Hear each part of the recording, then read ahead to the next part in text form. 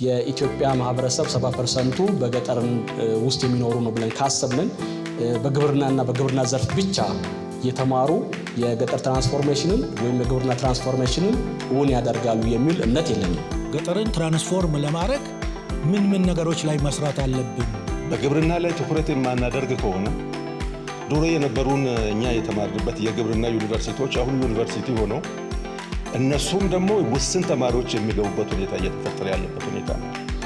0.81 ሄክታር መሬት ይዘን ራሳችንን መግበን ለገበያ አቅርበን የውጭ ንግድን ኢምፖርት ሰብስቲቲዩት አድርገን ፋብሪካን መመገብ እንችላለን ወይ ብለን ራሳችን መጠየቅ አለብን። ያን ጥያቄ አልጠየቅ። ግብርናውን 50% ወይላ ሴክተር ማዛወር ሲቻል ነው ያኔ ነው ትልቅ ትራንስፎርሜሽን የሚባለው ብለናል። በግሌ ይህንን ሌበር አብዞርብ የሚያደርግ ፕላን አለ ወይ? በርግጥ አንድ ኔሽን የፉድ ሴኩሪቲ ከሌለው ማፈር አለበት፣ አንገቱን መድፋት አለበት። መንግስት የሚሆን ኦርጋናይዜሽን የሚሆን ህብረተሰቡም ሁላችን አንገታችንን መድፋት አለበት። ግብርና ባንክንም አብረን ሆነን እርሶም አቋቁመው እንደሚያዩት ፍሬውን ሃርቨስት እንደሚያደርጉ ሪፕ እንደሚያደርጉ ተስፋ አደርጋለሁና በኢትዮጵያ ሳይንስ አካዳሚ ስም እንኳን ደህና መጣችሁ ለማለት እወዳለሁ። የኢትዮጵያ ሳይንስ አካዳሚ በብዙዎቻችሁ እዚህ ላላችሁት አዲስ አይመስለኝም። ምክንያቱም ከአግሪካልቸራል ትራንስፎርሜሽን ኢንስቲትዩት ጋር እጅግ በጣም የጠበቀ የተቆራኘ ግንኙነት አለው አካዳሚው። የዛሬውን የፐብሊክ ሌክቸር ሞዴሬት የሚያደርጉልን ፕሮፌሰር በላይ ካሳ ናቸው። ፕሮፌሰር በላይ ካሳ የኢትዮጵያ ሳይንስ አካዳሚ ፕሬዚደንት ናቸው።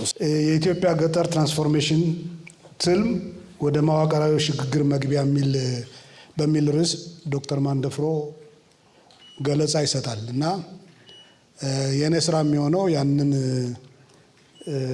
አወያይ ሆኖ መስራት ነው። ግን ከዛ በፊት ስለ አቅራቢው ወይም ስለ ዶክተር ማንደፍሮ አንዳንድ ነገር ማለት እፈልጋለሁ። ዶክተር ማንደፍሮ አንጸባራቂና አሻራ የተሞላበት የስራ ልምድ አለው። ተመራማሪ ነው። ከተመራማሪነት በተጨማሪ እንደምታስታውሱት በግብርናና ገጠር ልማት ሚኒስቴር አስፈጻሚነት እዚህ ሀገር ውስጥ ተግባራዊ የተደረገውን ሩራል ካፓሲቲ ቢልዲንግ ፕሮጀክት በዋና አስተባባሪነት በዓለም ባንክ ይደገፍ የነበረ ፕሮጀክት ነው። እሱን ብዙ ስራ ነው የተሰራው በዛ ፕሮጀክት በተለይ በገጠር ልማት በኩል እሱም በዋና አስፈጻሚነት የፕሮጀክት ዋና አስፈጻሚ ሆኖ ሰርቷል። ከኔ ጋር በስራ የተገናኘ ነው ኦክስፋም አሜሪካ የሚባል ዓለም አቀፍ ድርጅት የሆርን ኦፍ አፍሪካ ዲፒቲ ዲሬክተር ነበር። ኦክስፋም አሜሪካ ውስጥ በምንሰራበት ጊዜ ዶክተር ማንደፍሮ በዓለም አቀፍ ደረጃ የቦርድ አባል ሆኖ ሰርቷል። የቦርድ አባል ሆኖ በዓለም ውስጥ ያሉትን ሰራተኞች ሪፕሬዘንት አድርጎ በቦርድ አባልነት ሰርቷል እና ኢንዛት ካፓሲቲ በተለይ የሰራተኛውን ኢንትረስት ፕሮቴክት በማድረግ በኩል ብዙ ሰው የሚያውቀው ስላልመሰለኝ ነው ይሄንን የምናገረው እና ትልቅ ኮንትሪቢሽን አለው። and he commanded respect በሄድ ኳርተሩ ባሉ ሰዎች በዋና ኃላፊዎች ከበሬታ የነበረውና ቦርዱም ውስጥ ብዙ ኮንትሪቢዩት ያደረገ ሰው ነው። ከዛ በኋላ የግብርና ምርምር ድርጅት ዳይሬክተር ጀነራል ሆኖ ሰርቷል። የግብርና ሚኒስቴር ዴኤታ ሆኗል። አሁን እንደምታውቁት የኢትዮጵያ ግብርና ትራንስፎርሜሽን ኢንስቲትዩት ዋና ዲሬክተር ነው። ከዛ በተጨማሪ እኔ የማውቀው እንግዲህ እኔም በአንድ ወቅት ደግሞ አለቃው ነበርኩኝ። ምክንያቱም ፖስት ግራጁዌት ፕሮግራም በሚያስተምርበት ጊዜ in my previous professional life የዩኒቨርሲቲ ፕሬዚዳንት ሆኜ አገልግያለሁ እና በዛ ጊዜ በሚሰራበት ጊዜ በተዘዋዋሪም አለቃው ነበርኩኝ። ይህንንም ለማስመር ፈልጌ ነው። እንግዲህ ከዚህ በተጨማሪ ዶክተር ማንደፍሮ እንግዲህ ስንቶቻችሁ እንደምታውቁ አላውቅም፣ መጽሐፍም የጻፈው አለው።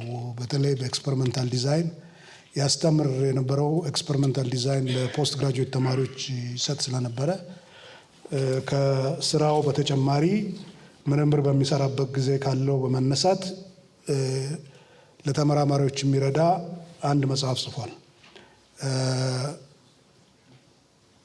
ጆርናል አርቲክልስ የምርምር መጽሔቶች ላይ የታተሙ የፕሮጀክት ዶክመንቶች፣ የፖሊሲ ድራፍቶች እና ሪፖርቶችን አዘጋጅቷል። የኢትዮጵያ ግብርናና ገጠር ልማትን በተመለከተ እንግዲህ በተለያየ ካፓሲቲ ሰርቭ ስላደረገ ሊቭድ የሆነ ኤክስፒሪየንስ አለው። በተለይ በተለያዩ ሴክተሮች በምርምሩ በገጠር ልማት ላይ ያጋጠሙ ተግዳሮቶችና እነሱን ደግሞ አድሬስ ለማድረግ ምን መደረግ አለበት የሚለውም በተለያየ ፎረም ስለተሳተፈ ሲሰራ ባጋጠመው ልምድ ከዛ በመነሳት ዛሬ እንግዲህ የምንሰማውን ውይይት ያቀርብልናል። ዋና ዓላማው እንግዲህ እንደምታውቁት የኢትዮጵያ ሕዝብ ብዛት በአሁኑ ጊዜ ከ130 ሚሊዮን በላይ ነው ተብሎ ይገመታል። ኢትዮጵያ በሕዝብ ብዛት ከአፍሪካ ከናይጄሪያ ቀጥላ ሁለተኛ ነች። ከዓለም ደግሞ 10ኛ ነች።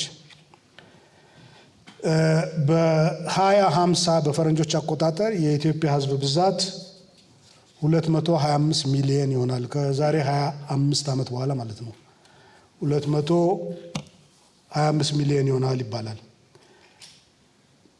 አሁን ያለው የገጠር ሕዝብ ብዛት ሲታይ 77% ነው። የከተሜው 23 ነው። የዓለም አቀፍ ደረጃ ስንመለከት አሁን የገጠር ሕዝብ ብዛት የሚባለው በዓለም አቀፍ ደረጃ 45% ነው። እንግዲህ ቅድም እንዳልኩት የኛ 77% ነው። በ2050 ፕሮጀክት የሚደረገው የኛ የገጠር ፖፕሌሽን ከ77 ወደ 55 ዝቅ ይላል ተብሎ ነው የሚታሰበው። ይሄ እንግዲህ ሲግኒፊካንት የሆነ ነምበር ነው። የኢትዮጵያ ውስጥ የኢኮኖሚ ትራንስፎርሜሽን ለማምጣት ገጠሩ ላይ መሰራት ይኖርበታል። በተለይ አሁን how can we get agriculture moving? Can problems in agriculture be fixed? አሁን ሲስተሙ በተለያየ መመዘኛ ሲታይ ብሮክን ነው የአግሪካልቸር ሲስተም እና ያንን ፊክስ ማድረግ ይቻላል ወይ? የገጠሩ ፖፕሌሽን ደግሞ ሲግኒፊካንት ስለሆነ ከዛሬ 25 ዓመት በኋላ ይሄ ቁጥር ሲግኒፊካንት ስለሆነ ለውጥ ለማምጣት እዛ ላይ መሰራት አለበት። ቢዝነስ አዝ ዩዥዋል የትም አይወስደንም እና በዚህ የተነሳ አግሪካልቸራል ትራንስፎርሜሽን ወይም ደግሞ ሩራል ትራንስፎርሜሽን የሚለው ኮንሴፕት አስፈላጊም ነው ተገቢም ነው። በዛ ላይ ነው እንግዲህ ውይይት የምናደርገው። የአግሪካልቸራል ትራንስፎርሜሽን ኢንስቲትዩት በዚህ ሪስፔክት ብዙ ልምድ አለው። በተለይ በመረጃ ላይ በዴታ ላይ የተመሰረተ ስራ ብዙ ስራ እየተሰራ ነው። እኔ ባልሳሳት ይሄ አናሊቲክሱ በሀገር አቀፍ ደረጃ የሚመራ ዲፓርትመንት ይመስለኛል በኤአይቲ ያለው እና ለእያንዳንዱ ነገር በመረጃ ላይ የተመሰረተ ኤቪደንስ ቤዝድ የሆነ ኢንፎርሜሽን ነው ከዛ ጀነሬት የሚደረገው እና የዶክተር ማንደፍሮም እንትን ከዛ ድሮው ሄቪሊ ድሮው የሚያደርግ ይመስለኛል። ስለዚህ የእኛ ከተሳታፊዎች የሚጠበቀው አቅራቢው ካቀረበ በኋላ መሞገት ካስፈለገ መሞገት፣ የእኛን ሪፍሌክሽን ወይም ፐርስፔክቲቭ ኤቪደንስ ቤዝድ የሆነ ፐርስፔክቲቭ ማቅረብ ከፈለግ ማቅረብ፣ ጥያቄና ማብራሪያ መስጠት ካስፈለገ ጥያቄና ማብራሪያ እንድንሰጥ ይጠበቃል። ስለዚህ በዛ እንግዲህ መግቢያ ዶክተር ማንደፍሮን ወደ መድረኩ ጋብዛለሁ። ፕሮፌሰር በላይን፣ ፕሮፌሰር ተከተልን እጅግ በጣም አመሰግናለሁ። በቀጥታ ወደ ፕሬዘንቴሽን እገባለሁ። ለማስታወስ ያክል ቀደም ሲል ያቀረብኩት ከኮሜርሻላይዜሽን ክላስተር ጋር ተያይዞ የግብርና ትራንስፎርሜሽን ነበረ። አሁን ደግሞ የገጠር ትራንስፎርሜሽን ወይም ደግሞ ከዛ የቀጠለ ሰሚናር አድርጋችሁ እንድትወስዱልኝ ነው። ርዕሱ የኢትዮጵያ የገጠር ትራንስፎርሜሽን ትልሞች ወደ መዋቅራዊ ሽግግር መግቢያ በግብርናና በመዋቅራዊ ሽግግር መካከል እንደ ድልድይ ሆኖ የሚያገለግል አወቃቀር ማለት ነው። በእንግሊዝኛ ይሄ ሩራል ትራንስፎርሜሽን ፓይዌይስ ኦፍ ኢትዮጵያ ኤ ጌትዌይ ቱ ስትራክቸራል ትራንስፎርሜሽን ወደ አማርኛ ሲመለስ ይሄንን ይመስላል ብዬ ነው የጻፍኩትና 3 ፖይንቶች ብቻ ላይ ነው ማተኩረው። አንደኛ እንደ ባክግራውንድ እንዲሆን ትንሽ መግቢያ ነገር አደርግና ቀጥዬ የገጠር ትራንስፎርሜሽን ርዕሳችን ነው። እዛ ስር ደግሞ 3 ንዑስ ርዕሶች አሉኝ። ማተኩረው 2.3 ላይ የገጠር ትራንስፎርሜሽን ምሰሶዎች የሚለው እዛ ላይ ነው ትኩረት የማደርገው። መጨረሻ ላይ ተበትኖ እንዳይቀር ሰብሰብ አረግና የግብርናንም የገጠርንም የስትራክቸራል ትራንስፎርሜሽኑንም ዝምድናቸውን ደግሞ አሳያለሁ ማለት ነው። በአንድ ስላይድ አጠቃልላለሁ እንደዛ አድርጌ። ይሄንን ከወሰን ባክግራውንድ እንዲኖራችሁ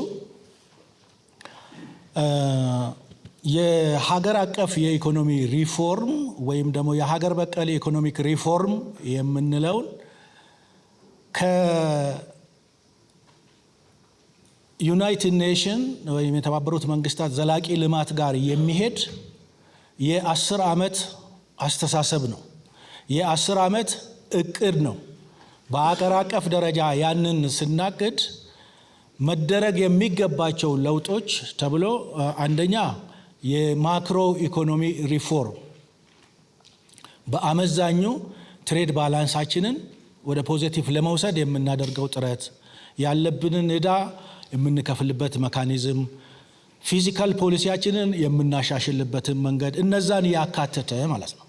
በሁለተኛ ደረጃ የተቋማት ሪፎርም ነው። እንደ አገር ያሉን የመንግስት ማሽነሪስ ወይም የመንግስት ተቋማት በጣም ብዙ ስለነበሩ ውጤታማ ለማድረግ ኤፊሽንት እንድንሆንም ኢን ተርምስ ኦፍ ሪሶርስ ተቋማትን በአገር አቀፍ ደረጃ ሪፎርም ማድረግ ነው።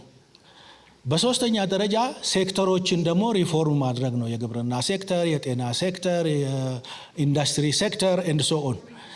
የማተኩረው የሴክተሮች ሪፎርም ላይ ነው። እነዚህ 3ቱ ከ10 ዓመት በ3 ምዕራፎች ተከፍሎ የመጀመሪያው 3ቱ ዓመት በ3ቱ ላይ አትኩሮ በሁለተኛው ምዕራፍ ላይ ይሄ ብቻ የ3ቱ ሪፎርም ብቻ በቂ አይደለም፣ የሲቪል ሰርቪሱም ሪፎርም መደረግ አለበት የሚል ሀሳብ መጣና የሲቪል ሰርቪስ ወይም ደግሞ የሲቪል አገልግሎት ሪፎርም ተጨምሮ 4 የአገር አቀፍ የአገር በቀል ሪፎርሞች ኢምፕሊመንት እየተደረጉ መሆናቸውን ያንን ለማሳየት ነው።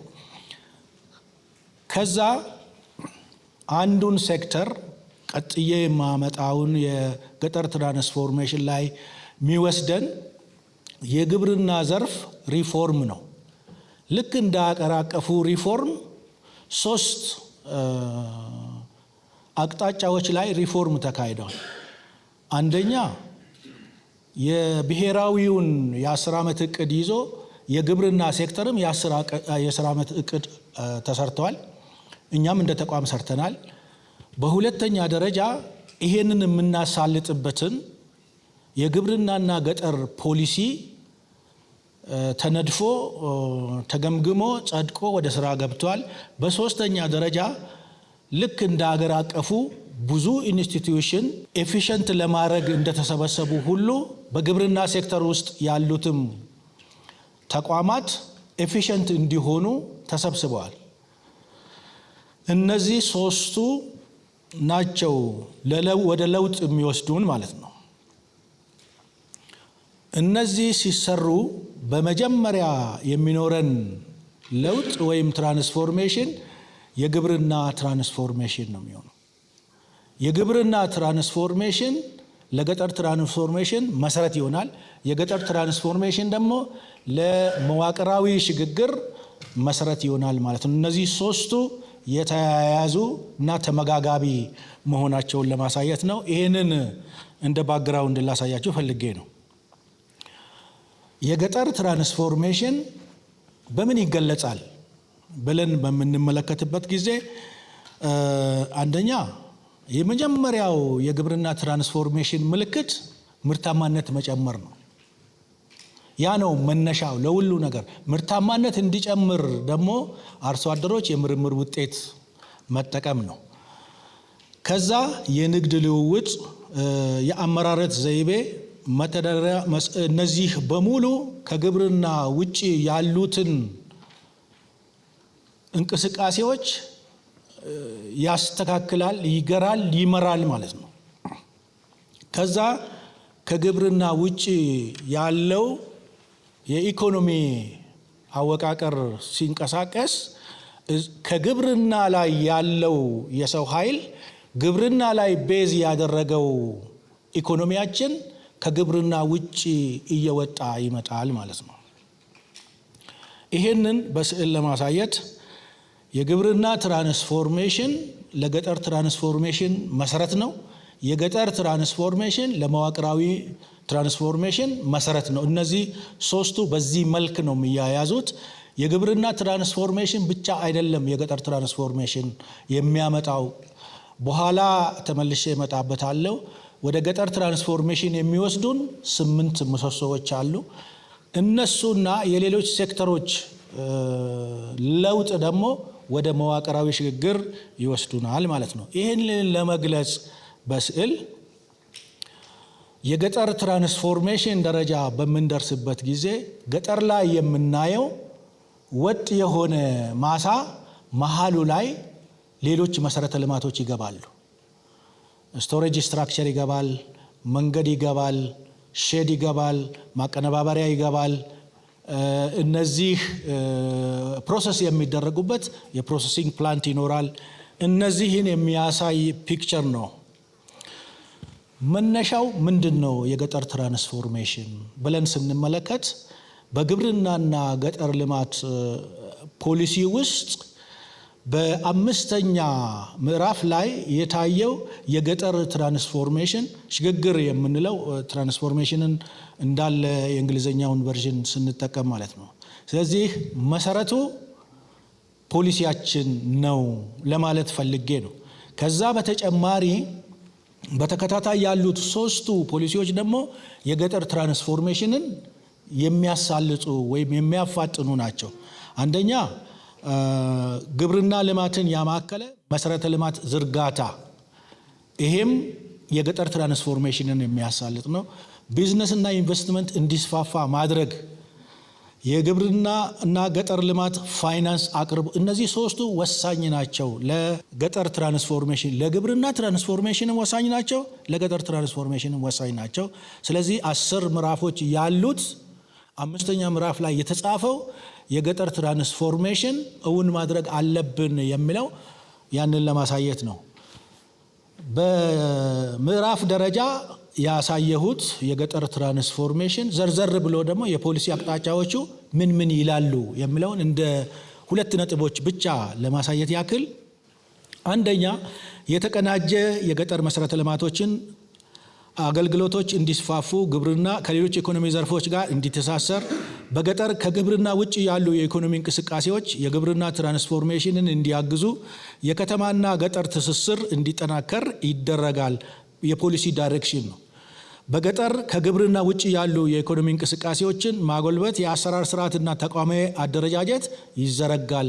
እነዚህ ከስር 3 ሌሎች ቡሌት ፖይንቶች አሉ። እነዚህ 2ቱ ግን በቀጥታ የገጠር ትራንስፎርሜሽንን እውን እንዲሆን የሚያግዙ የፖሊሲ ዳይሬክሽን ወይ የፖሊሲ አቅጣጫዎች መሆናቸውን ለማሳየት ነው። ይሄንን ብዬ የኢትዮጵያ የገጠር ትራንስፎርሜሽን ምሰሶዎች ገጠርን ትራንስፎርም ለማድረግ ምን ነገሮች ላይ መስራት አለብን የሚለውን ለማሳየት ነው። 8 ምሰሶዎች ናቸው ያሉት። የመጀመሪያው የገጠር ትራንስፎርሜሽን እንዲኖረን የግብርና ትራንስፎርሜሽን ነው የሚያስፈልገን። ተመልሼ እመጣበታለሁ። ሁለተኛው የገጠር መሰረተ ልማትን ማስፋፋት ነው። ሶስተኛ ብዝሃ ዘርፍ ኢኮኖሚ ግብርና ብቻ ሳይሆን ወይም ኢንዱስትሪ ብቻ ሳይሆን ሌሎችም ዘርፎች ለገጠር ትራንስፎርሜሽን ወሳኝ መሆናቸውን የሚያሳይ ሁሉም ላይ መስራት እንዳለብን የሚያሳየን ነው። ከዛ ማህበራዊ ልማት የምንሰራው በሙሉ ገጠር ላይ ላለው ማህበረሰባችን የማህበራዊ ልማት ለውጥ ማለት ነው። ምን ለማለት ፈልጌ ነው? የማህበራዊ ልማት ስል በትምህርትም በአኗኗሩም በዘመናዊነትም በጤናም በውሃም በኤሌክትሪክም በቤትም ከተማን በመመስረትም እነዛ በሙሉ የማህበራዊ አገልግሎቶቹ እየተስፋፉ ይሄዳሉ። ከዛ እነዚህ ሁሉ ሊሳኩ የሚችሉት ደግሞ ሰላም፣ የተረጋጋና በጣም የተጣመረ ማህበረሰብ ሲኖረን ነው። እነዚህን እንደ 5 ፒላሮች እንይዝና ክሮስ ከቲንግ የሆኑ ወይም ደግሞ ሁለገብ የሆኑ ፋይናንስ የገጠር ፋይናንስ ወሳኝ ነው።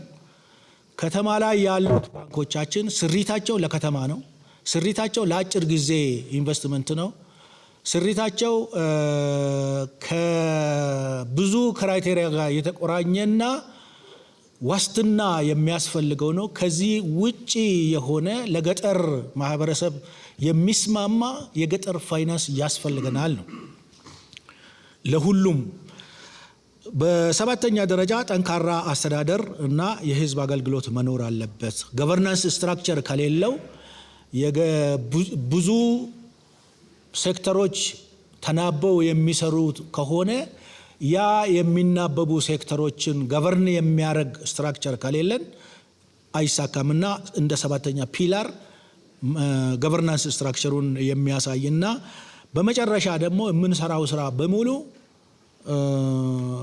ለአየር ንብረት ለውጥ የተጋለጠ ነውና ስንሰራ የአየር ንብረት ለውጥን የሚቋቋም ወይም ሬዚሊየንት የሆነ ኢኮኖሚ እንዲኖረን፣ ሬዚሊየንት የሆነ ግብርና የገጠር ትራንስፎርሜሽን እንዲኖረን ይሄንን ከግምት ውስጥ ያስገባ መሆን አለበት የሚለውን ለማስጨበጥ ነውና በአንዳንድ በሁለት ስላይድ አድርጌ ዲስክራይብ ላድርጋቸው።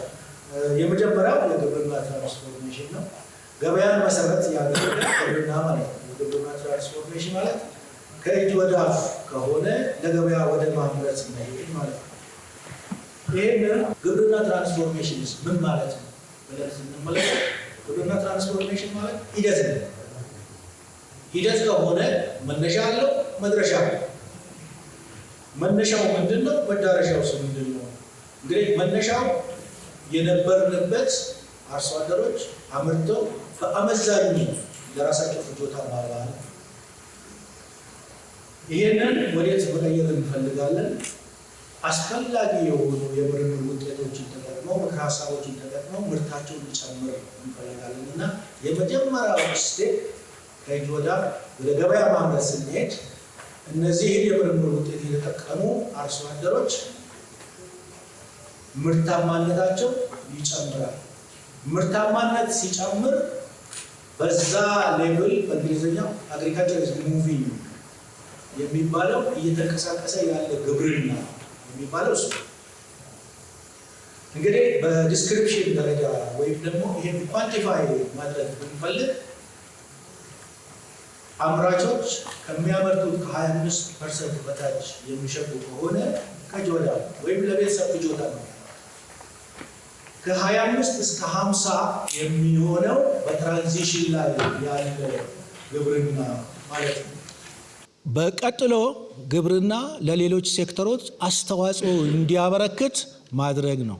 ኢንዱስትሪ ካለን ለኢንዱስትሪ ጥሬ ዕቃ ማቅረብ፣ ኢንዱስትሪ ካለን ከኢንዱስትሪ የሚወጣው ምርት ግብርናችንን እንዲያግዝ፣ ኢንዱስትሪ ካለን የትራክተር ኢንዱስትሪ፣ የኮምባይነር ኢንዱስትሪ፣ የሌሎች ፋርም ማሽነሪ ኢንዱስትሪ ኖሮን ለግብርናውም ግብዓት ይሆናል፣ ግብርናም ግብዓት ይሰጠዋል ለኢንዱስትሪውና ሌሎቹን ሴክተሮች የሚያነቃቃ ደረጃ በሚደርስበት ጊዜ ነው ይሄንን የምናስቀምጠው።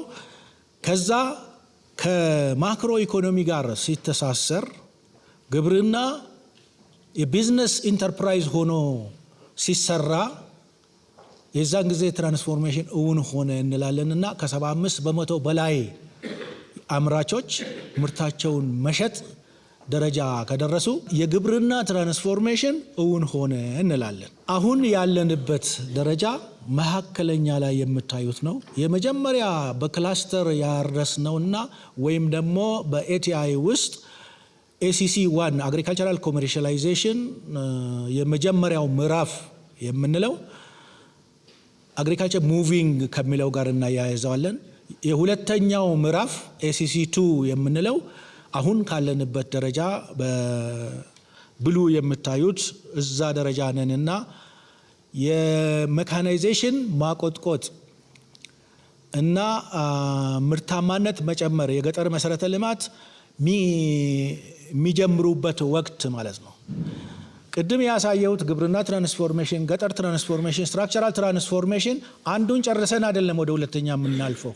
አንደኛ ውስጥ እያለን ነሰሲቴት የሚሆኑ ግብአቶችን ለገጠር ትራንስፎርሜሽን እያወረስን ያንን ኢንተርፌስ እያፋጠንን እንሄዳለን ማለት ነው። አገራችን የግብርና ትራንስፎርሜሽን እውን እንዲሆን የመረጠችው አካሄድ ኩታ ገጠም እርሻ ነው። ለምን? አርሶ አደሮቻችን ትንንሽ ማሳ ነው ያላቸው። በዚህ በተበጣጠሰ ማሳ ኮመርሻላይዝ ማድረግ አስቸጋሪ ስለሚሆን ተቀራራቢ የሆኑ ማሳዎችን አንድ ላይ አድርጎ በተመሳሳይ ጊዜ ማረስ፣ በተመሳሳይ ሰብል ማምረት፣ ያንን ለማከማቻ የሚሆን መጋዘን አብሮ መስራት፣ ከተከማቸ በኋላ ከገበያ ከሚገዛው አካል ጋር መደራደር እና የተሻለ ዋጋ ማግኘት አድቫንቴጅ ስለሚሰጥ እና ወጥ የሆነ የቴክኖሎጂ ይሁን የምክር ሀሳብ አጠቃቀም ስለሚኖር ኦሲሌት የሚያደርግ ማሳ አይኖርም ማለት ነው። እና ይህንን እንደ አገር ስትወስዱት አንዱ የሚጠቀም ሌላው የማይጠቀም ሲሆን የነዛ አማካይና ኩሙሌቲቭ አነስተኛ ምርትና ምርታማነት የሚሆነው ወጥ በሚሆን ጊዜ ምርታማነቱ በጣም ይጨምራል ማለት ነው። ስለዚህ ክላስተር አስተራረስን እንደ አማራጭ መንገድ አድርገን ጀመርን። ይሄንን በምናደርግበት ጊዜ በግል ሲያርስ የነበረ በትንሽ እርሻ ላይ ሲያርስ የነበረ አርሶ አደርን በጋራ እረስ ብለን ኦፍኮርስ የሚደራጁት በፍላጎት ነው። ቢሆንም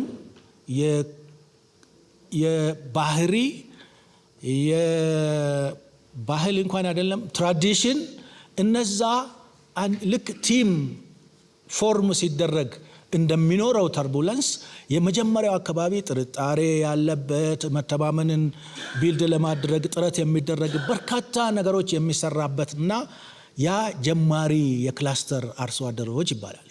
ቀጥለው መካከለኛ ደረጃ መተማመን ይፈጠራል፣ አመራረታቸውም ይሻሻላል፣ ሁሉም ሪስፖንሲብል ሆኖ ለጋራ ስራ ይነሳሳል።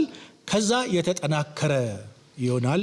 የተጠናከረ ደረጃ ከደረሱ በኋላስ የሚለው እሱ ነው ትልቁ ጥያቄ። ኦኬ እሺ፣ በኩታ ገጠም ያርሳሉ፣ አረሱ፣ አብረው አመረቱ፣ አብረው ሸጡ። ቀጥሎ ምን ይሁን?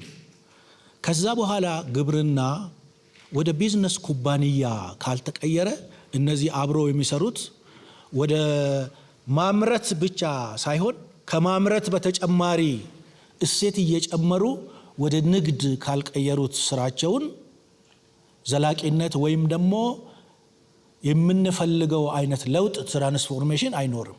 ስለዚህ ይሄንን ለማድረግ የግብርና ቢዝነስ ኩባንያዎችን አድቫንስ አድርገው የሄዱትን የኩታ ገጠም አርሶ አደሮች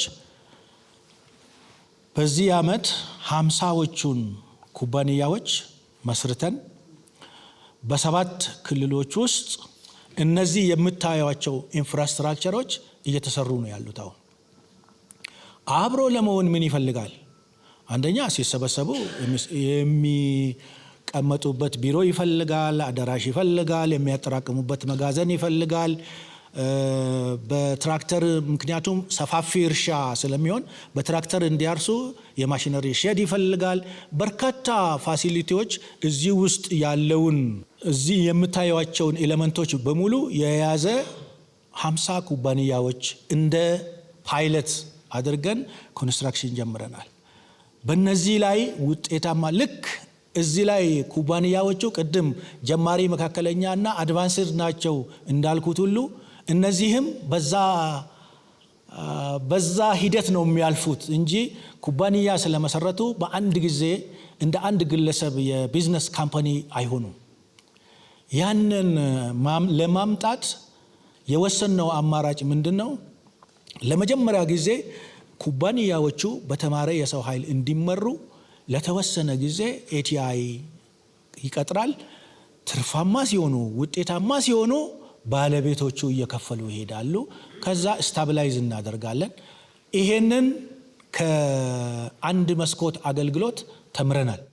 ወደ 360 ዋን ስቶፕ ሾፕ ገንብተን ለመጀመሪያው 1 ዓመት ፋይናንስ አድርገናቸው ከዛ በኋላ ራሳቸው ቀጥለው 2ም 3ም ሱቆችን የከፈቱ ሰዎች አሉና ልክ ያንን ሞዴል ተከትለን በተማረ የሰው ኃይል የሚመራ ግብርና እንዲሆን ካመረቱ በኋላ ደግሞ እሴት እንዲጨምሩ የቢዝነስ ፕላን ተሰርቶላቸው በተማረ የሰው ኃይል ይሄዳሉ። እዚህ ውስጥ መሬታቸውን ያሰባሰቡ፣ መሬታቸውን ያዋሃዱ አርሶ አደሮች መስራትም አለመስራትም ይችላሉ። በተቀጣሪ ሰው ማሰራትም ይችላሉ። የተሻለ ገቢ የሚያገኙ ከሆነ ከግብርና ውጪ እያሰሩ እንዲጠቀሙ። ይሄ ማለት ምን ማለት ነው? እውነተኛ የካምፓኒ አይነት ኦፕሬሽን ውስጥ እንዲገቡ እናደርጋቸዋለን። ተስፋችን ምንድነው? ወደፊት እነዚህ ትራንስ ባውንደሪ የሚሰሩ ኩባንያዎች ይሆናሉ ማለት ነው። ከሌላ ሀገር መጥተው እኛ ሀገር የሚሰሩ ኩባንያዎች በዚህ መልክ የተቋቋሙ ኩባንያዎች ናቸው። መሬቱን 1 ሰው አረሰው፣ 2 ሰው አረሰው፣ 10 ሰው 1000 ሰው አረሰው ሳይሆን ምን ተሰርቶበት ምን ውጤት አመጣ ወደሚለው ስሌት ይወስድናል ማለት ነው።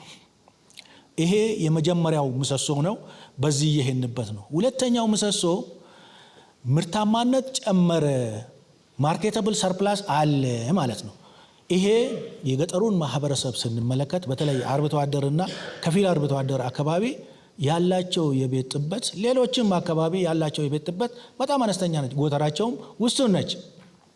ይሄ ማርኬታብል ሰርፕላስ እየጨመረ ሲሄድ የገጠር መሰረተ ልማት ይፈልጋል። የመጀመሪያ መሰረተ ልማት የሚፈልገው ምንድነው? ስቶሬጅ ስትራክቸር ነው። እነዚህ ዌርሃውሶች ያስፈልጋሉ።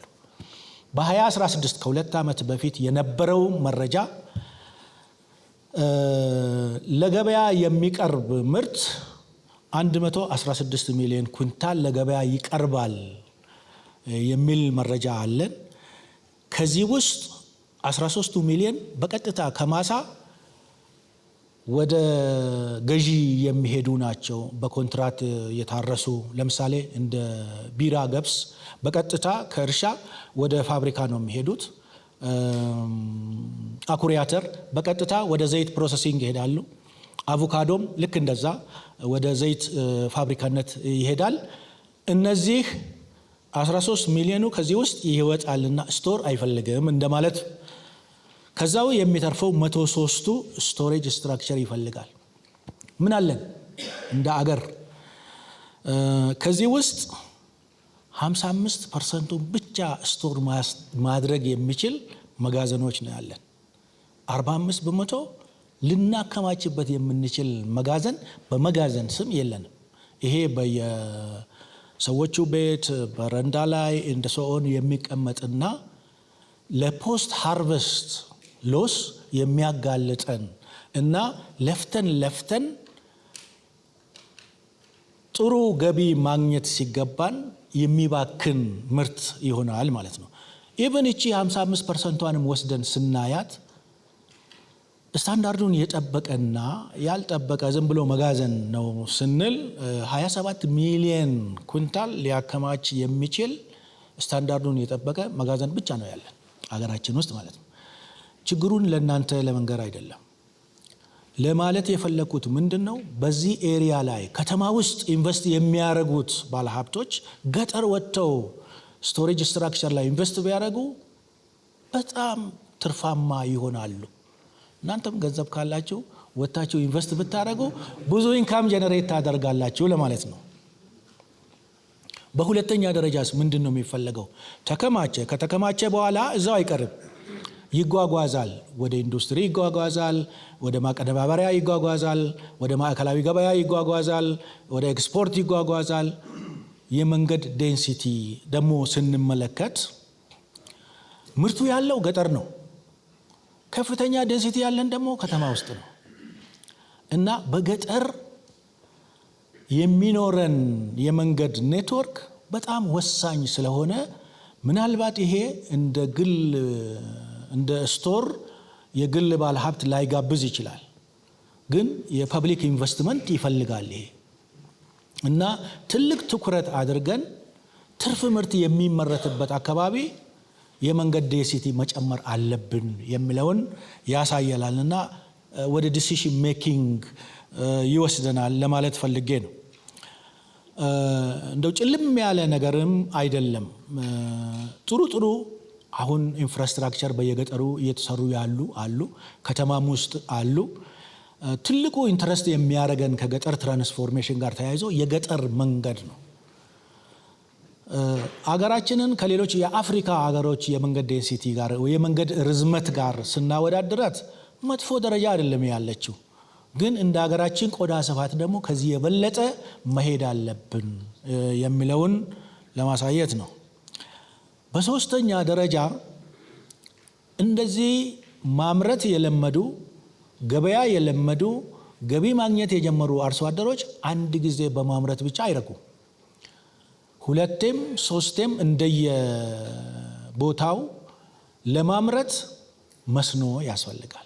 በመስኖ የሚታረስ እርሻ ይፈልጋል እና አጠቃላይ አሁን ያሉንን የመስኖ አውታሮች እኔም ስማር የነበረኝ ዕውቀት የተማርኩት ከትምህርት ቤት የኢትዮጵያ በመስኖ ልታለማ የምትችለው ይሄን ያክል ሚሊዮን ሄክታር ነው የሚለው ነው። አሁን ስናይ ግን በመስኖ የማይለማ አካባቢ በጣም ጥቂት ነው። ለምን? ቴክኖሎጂ በጣም እየተስፋፋ መጣ። እዚህ ጋር ውሃ ማከማቻ ካለን ከዚህ ወስደን ወደ ሌላ ማከማቻ በፓምፕ እንወስዳለን፣ ከዛ ወደ ሌላ እንወስዳለን፣ የምንፈልግበት ቦታ እንወስዳለን። ኢንቨስትመንቱና ቴክኖሎጂው አለን። ኢንቨስትመንቱን ካለን የሚለውን ለማሳየት ነውና እነዚህ ሶስት መሰረታዊ የገጠር መሰረተ ልማቶች ወሳኝ ናቸው፣ ለግብርናም ለገጠርም። ያንን ለማሳየት ፈልጌ ነው። ስለዚህ በገጠር በዚህ ዶክመንት ውስጥ የታዩት ቢሰሩ ስራዎች ትኩረት የሚሰጣቸው ቀጥለን የምንሰራቸው ተብለው ፍኖተ ካርታ የገጠር ትራንስፎርሜሽን ፍኖተ ካርታ ውስጥ የተካተቱት ስራዎች እነዚህ ናቸው። አንድ ባንድ አልሄድባቸውም። ሶስቱን ኦልሬዲ ተናግሬያቸዋለሁ። ይሄን ለማድረግ አንቆ የሚይዘን ነገር ምንድን ነው? አንደኛ ፋይናንስ ነው። ኢንቨስትመንት ይፈልጋል። ደግሞ ሄቪ ኢንቨስትመንት ነው የሚፈልገው። መንገድ ሄቪ ኢንቨስትመንት ይፈልጋል። ስቶሬጅ ስትራክቸሮችም እንደዛ፣ የመስኖ አውታሮችም እንደዛ ናቸው። ይሄ አንዱ የሚይዘን ነው። ሁለተኛ ተቋማዊ አቅማችንን ስንመለከት እሱም በሶስተኛ ደረጃ የምንሰራቸውንም ጠግነን በአግባቡ በዘላቂነት መጠቀም ላይ እነዛ የአየር ንብረት ለውጥ እና የስነ ምህዳር ተጽዕኖ እነዚህ እንደ ትልቅ ተግዳሮት የሚታዩ ናቸው። ይሄንን ብዬ በመሰረተ ልማት ዘርፍ ሶስተኛው ፒላር ብዝሃ ኢኮኖሚን ማንቀሳቀስ ነው። ይሄ አንዱን እንደ ምሳሌ ወስጄ ኢንዱስትሪን ብንመለከት ለግብርና ዘርፍ ማሽነሪ የሚያቀርብ ኢንዱስትሪ ያስፈልገናል። ለኢንዱስትሪው ደግሞ ጥሬ ዕቃ የሚያቀርብ ግብርና ያስፈልገናል እና በአጠቃላይ ኢንዱስትሪ ላይ አሁን ያለን ዳይሬክሽን በገጠር ይሄንን ይመስላል። 3-2-1 ምን ማለት ነው? ቢያንስ በእያንዳንዱ ወረዳ አንድ ኢንዱስትሪ ሊኖረን ይገባል። የተሻለ ኢንፍራስትራክቸር፣ የተሻለ አቅም፣ የተሻለ ምርት ያለበት ቦታ ላይ ደግሞ 2፣ ከዛስ 3። ይሄ ከኢንዱስትሪ ሚኒስቴር ኢኒሼቲቭ የወጣ ቁጥር ነውና አገሪቷ የምትመራበት የኢንዱስትሪ ስትራቴጂ ይሄ ነው። ይሄንን ብዬ የኩታ ገጠም የገጠር ትራንስፎርሜሽን እና ኢንዱስትሪዎቹ እንዴት ነው የተሳሰሩት የሚለውን በኩታ ገጠም የሚያርሱ አርሶ አደሮች ከሩራል ትራንስፎርሜሽን ሴንተር ማቀነባበሪያ ማዕከላት ጋር የተቆራኙ ወይም ደግሞ እንዲቆራኙ የተደረጉ፣ እነዚህ ሩራል ትራንስፎርሜሽን ሴንተር ደግሞ ይሄ ጥሬ ዕቃ ለፋብሪካ ፕሮሰሲንግ በሚሆን መልኩ አቀነባብረው ግሬድ አድርገው የሚያስገቡ እና አግሮ ኢንዱስትሪ በሩራል ትራንስፎርሜሽን ሴንተር የተከበበ፣ ሩራል ትራንስፎርሜሽን ሴንተር በኩታ ገጠም እርሻ የተከበበ እንዲሆን። ምናልባት ይሄንን በምናገርበት ጊዜ ወረቀት ላይ በጣም ቀላል ነው እንደዚህ መሳል። ኢንዱስትሪን መካከል አደርግና 10 አርቲሲ አለ፣ አንዱን አርቲሲ ወስድና ይሄን ያክል ኩታ ገጠም እርሻ አለ። በዛ መልክ አይደለም መልክዓ ምድራችን እና የፋርሚንግ ሲስተማችን አሁን ያለውና ግን አስተሳሰቡ ያ መሆኑን ለማሳየት ነው። ለአካዳሚው አባላት ምክንያቱም ልማታችን በሳይንስ መመራት ካለበት በግብርና ላይ ሰፊ ኢንጌጅመንት የነበረው ወጣትና አርሶ አደር ወደ ሩራል ትራንስፎርሜሽን ሲሸጋገር፣ ከዛ ወደ ኢንዱስትሪ ሲሸጋገር ምን አይነት ትምህርት እንፈልጋለን? ምን አይነት ክህሎት እንፈልጋለን? ምን አይነት የሰው ኃይል ነው ማምረት ያለብን? ትራንዚሽን ነው። በግብርና ላይ ያለ ሰው ወደ ኢንዱስትሪ ቀጥታ ብንወስደው ኢንዱስትሪ ውስጥ ገብቶ ለማምረት ይቸገራል። ስኪል ሴቱ የለውም፣ እውቀት የለውም። ስለዚህ ትምህርት ስርዓታችን፣ የስልጠና ማዕከሎቻችን ከምናደርገው የልማት ትራጀክተሪ ጋር አንድ ላይ ተሳስረው እንዲሄዱ በምንድን ነው አካዳሚው ሊያግዘን የሚችለው? እንዴት አድርገን ነው ወደዛ ፍሬም የምናደርገው? ምክንያቱም መልቲ ሴክቶራል ነው ስንል የገጠር ትራንስፎርሜሽን ኤጁኬሽንም እዛ ውስጥ ስላለ ማለት ነው።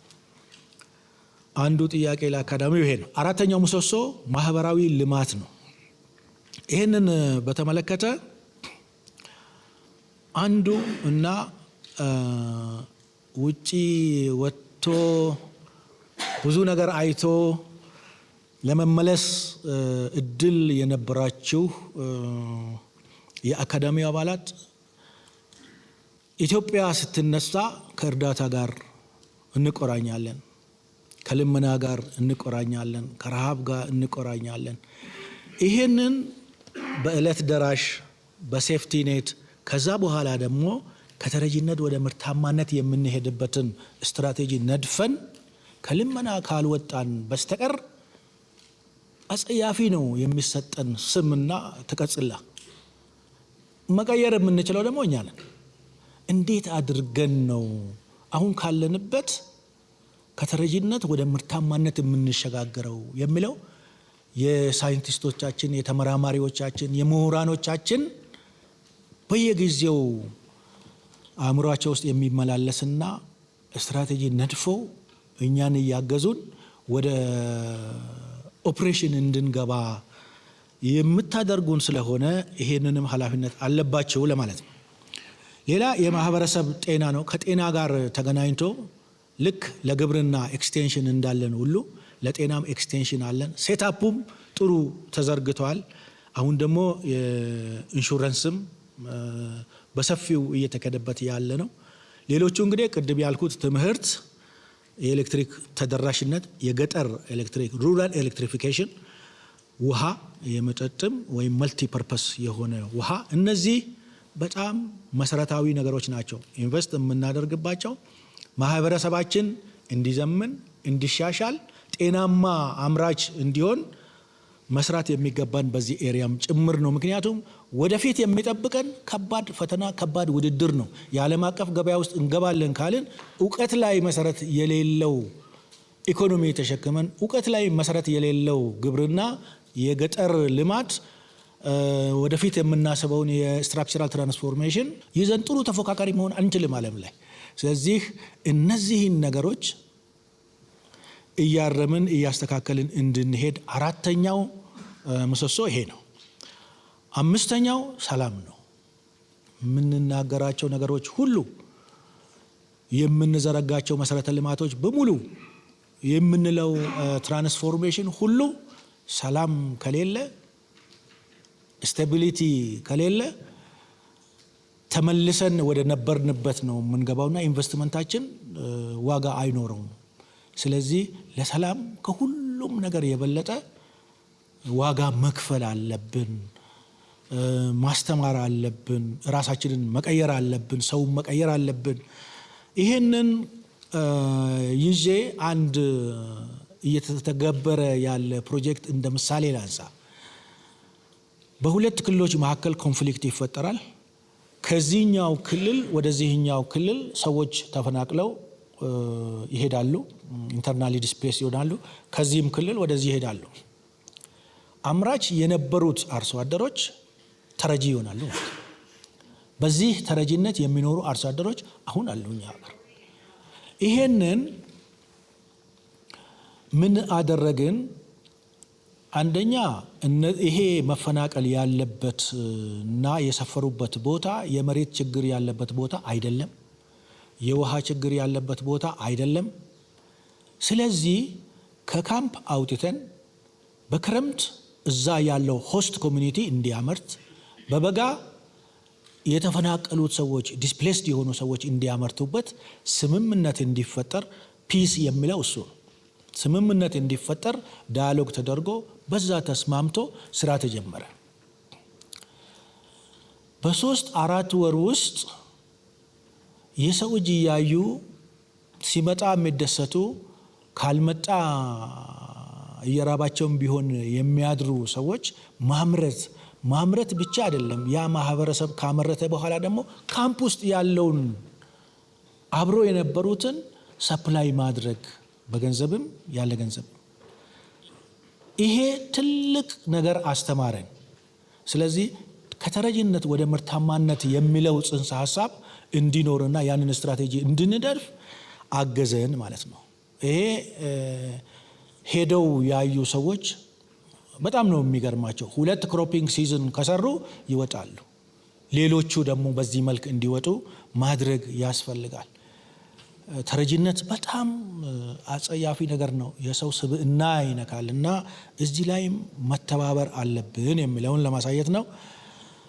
ወደፊት የምንሰራቸው ከሰላም ጋር ተያይዞ፣ ከመሬት አጠቃቀም ጋር ተያይዞ፣ የተፈጥሮ ሀብታችንን ከመከባከብና ከማስተዳደር ጋር ተያይዞ የኪነ ጥበብ ሰዎች ደግሞ የሚያቀራርብ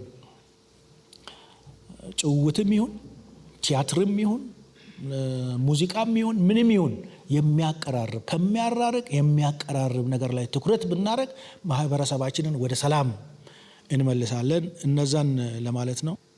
ሌላው የገጠር ፋይናንስ ክሮስ ካቲንግ ነው ብዬ ያቀረብኩት።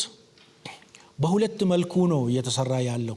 አንዱ አሁን ያሉት ኮሜርሻል ባንኮች ገደብ ተጥሎባቸው ከሚያበድሩት ውስጥ 15% ሚኒመም ለግብርና እንዲያበድሩ 5% ነበረ። ከዛ ወደ 10% ሄደ። አሁን 15% ነው። አንዱ ሳይድ አሁን ያሉትን ኮሜርሻል ባንኮች መጠቀም ነው። በሁለተኛው አማራጭ የፋይናንስ ምንጭ መፍጠር ነው። ይሄ ናፊር የሚለው በግብርና ሚኒስቴርና በናሽናል ባንክ የተዘጋጀ ሮድ ማፕ ነው። እዚህ ሮድ ማፕ ውስጥ የተለየ ፋይናንስ ለግብርና፣ የተለየ ፋይናንስ ለገጠር ልማት እንዲኖረን ያንን ኪክኦፍ የሚያደርግ ፑል ፈንድ እና ዩኒት ግብርና ውስጥ ተፈጥሮ ሌሎችም አጋዥ ኃይሎች እዛ ላይ እየጨመሩ ወደፊት ምን እንዲሆን የግብርና ባንክ መክፈት እንድንችል የሚያበቃን ይሄም በግብርናና ገጠር ፖሊሲ ውስጥ ያለ ፕሮቪዥን ነው። የግብርና ባንክ እናቋቁማለን። ለምን አሁን ያሉት ኮሜርሻል ባንኮች በሙሉ ተደምረው 30 ፕላስ ናቸው። የምንለውን የገጠር ትራንስፎርሜሽን እውን ለማድረግ ሊኩዊዲቲውን ቼክ ብናረግ ለአንድ ክልል አይበቁም። ስለዚህ የተለየ የፋይናንስ አማራጭ ኢዝ መስት። ይሄ ደግሞ ከብዙሃኑ የሚመጣ እንጂ ከጥቂት ሀብታሞች ወይም ከጥቂት ቦታ የሚገኝ ስላልሆነ ይሄ አማራጭ ፋይናንስ እና ወደፊት የምናቋቁመው የግብርና ባንክ እኔ ባልደርስም ከኔ ቀጥሎ የሚመጡ ሰዎች ይህንን ያቋቁማሉ። እስከዛ ግን በሚገባ እሰራለሁ እዚህ ላይ ለማለት ፈልጌ ነው። አሁንም ለምሁራኖቻችን የፋይናንስ ተደራሽነት ላይ ምን ሌላ አማራጭ ሊኖረን ይችላል? ብሬንስቶርም ብናደርግ፣ ዲያሎግ ቢኖረን፣ የተለያዩ ነገሮችን አፋጭተን አማራጭ ነገር ቢኖረን በሱ እየሰራን ያንን እያሻሻልን እንድንሄድ ሌላው ጥያቄ ነው ማለት ነው። ሰባተኛው የገጠር ትራንስፎርሜሽን ተቋማዊ አደረጃጀት ነው።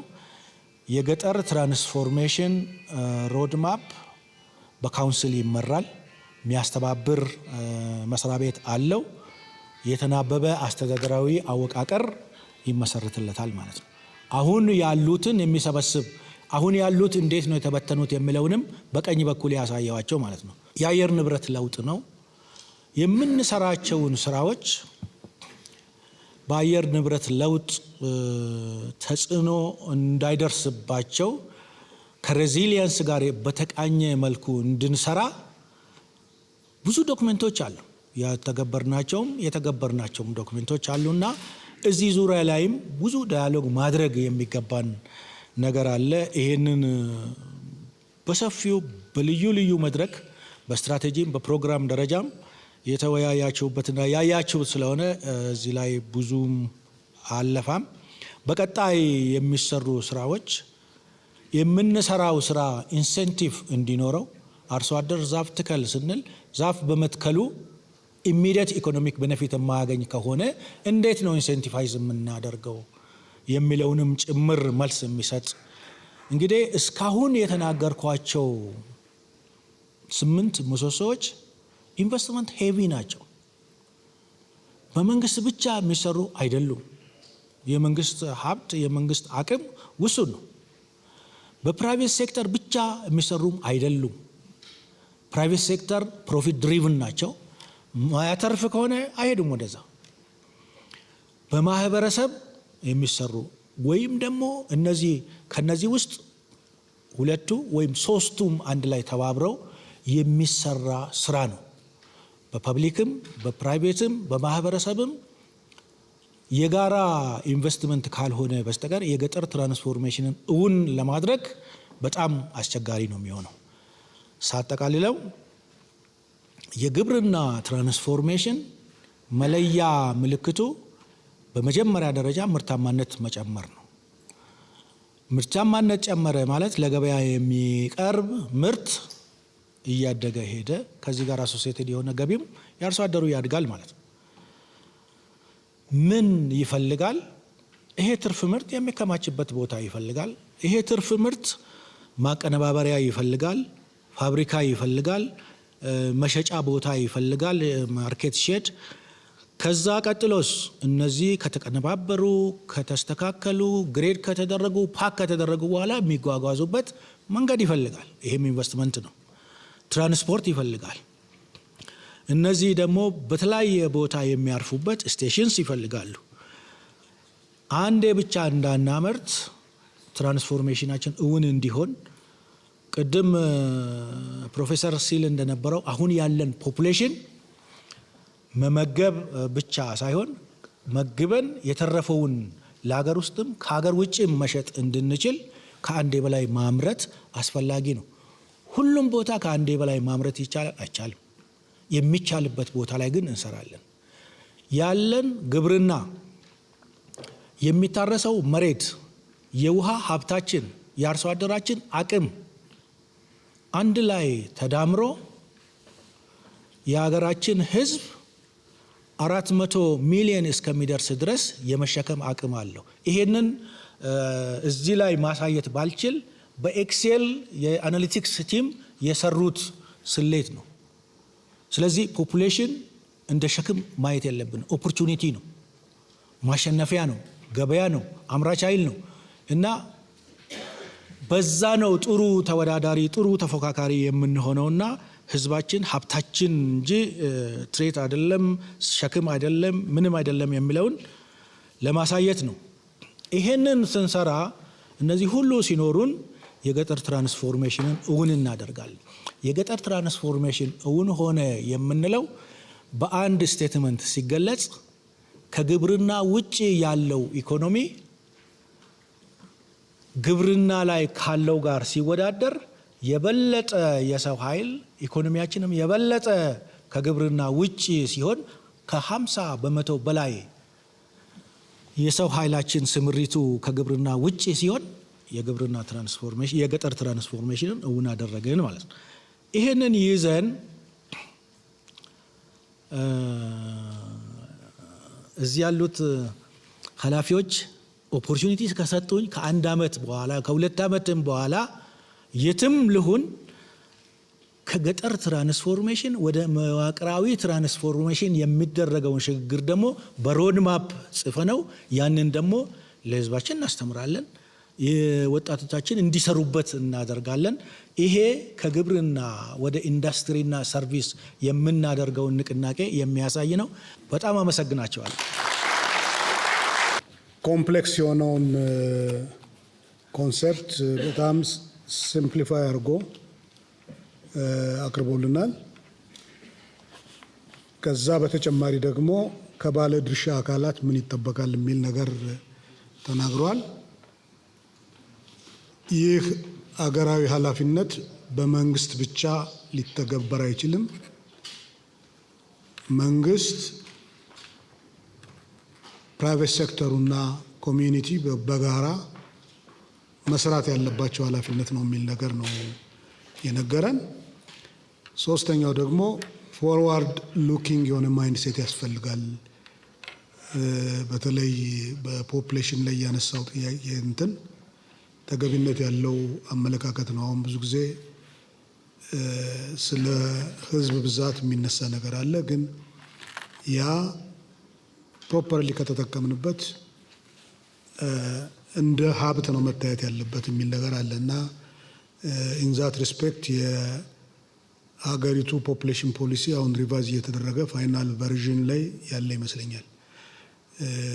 የአካዳሚውም በዛ ሪቪዥን ላይ ትልቅ ሮል ነበረው እና ፕሮባብሊ ኢን ዘ ኔክስት ፊው መንዝስ አዲሱ የፖፕሌሽን ፖሊሲ ይወጣል። እዛ ላይ አሁን ቅድም ዶክተር ማንደፍሮ ያለው ነገር ነው ያለው። ፖፕሌሽንን ፕሮፐርሊ ከተጠቀምንበት እና እንደ ሀብት ከተተካየ ነው የሚያስፈራ ነገር የለውም። እንደ ፖሊሲ ሀብት ነው የሚል ነገር ነው እና አስተያየት መስጠት ይቻላል፣ ጥያቄ መጠየቅ ይቻላል። ሪፍሌክሽን ደግሞ የማትስማሙበትም ነገር ካለ እዚህ ፕሬዘንት የተደረገ ነገር አለ፣ ያን ቻለንጅ ማድረግ ይቻላል። የዚህ መድረክ ዋና ዓላማው ሀሳብ መቀያየር፣ ማብራሪያ እንዲሰጥ ካስፈለገ ማብራሪያ እንዲሰጥ ማድረግ ነው እና መድረኩ ክፍት ነው። በጣም አመሰግናለሁ ዶክተር ማንደፍሮ፣ በጣም ጥሩ ገለጻ ነው ያደረክልን። የግብርናን ትራንስፎርሜሽን፣ የገጠርን ትራንስፎርሜሽን፣ አጠቃላይ እድገትን እንዴት እንደሚያያዝ በጣም ሎጂካል በሆነ አቀራረብ ያለውንም ስራ ነው የገለጽክልን። ለእኔ ከጠበቅኩት በላይ በዚህ ዙሪያ ላይ ዝግጅት እንዳለ ለመርዳት ችያለሁ። በጣም ጥሩ ገለጻ ነው። በጣም አመሰግናለሁኝ። ያው አንተም እንደገለጽከው በዚህ በተለይ በኩታ ገጠም የሆነውን አፕሮች መከተል መካናይዝድ የሆነ ፋርሚንግ ማካሄድ ነው እንግዲህ የተያዘው። በዛም አማካኝነት ነው ምርቱን እየጨመሩ ሄዶ ገበሬውን ወደ ሌላ ሴክተር ለመውሰድ የሚሰራው። ሜካናይዝድ ፋርሚንግ ሲካሄድ ብዙ አግሪካልቸራል ኢንፑትስ እየመጣ ሲሄድ ይሄ ኢንቴንሲቭ የሆነው ፋርሚንግ ያው አንተም እንደምታውቀው የሚጠይቀው ሌበር እዛ ላይ ካለው ሌበር ያነሰ ነው እና የዚህ ያው በውጭ ሀገር ሌሎች አግሪካልቸራል ትራንስፎርም ሲያደርጉ ሜካናይዝድ ፋርሚንግ ሲጀምሩ ኢንቴንሲቭ የሆነ ፋርሚንግ ሲጀምሩ አብዞርቭ የሚያደርግ ሴክተር ነበራቸው ኢንዱስትሪያል ሴክተሩ። አሁን እዚህ ጋር የሚታሰበው የቢዝነስ ኩባንያዎችን መጀመሪያ በማቋቋም እንዲሰሩ ነው የሚደረገው። ወደ መጨረሻው አካባቢ ስትናገር ይሄ የግብርናውን 50% ወደ ሌላ ሴክተር ማዛወር ሲቻል ነው ያኔ ነው ትልቅ ትራንስፎርሜሽን የሚባለው ብለናል።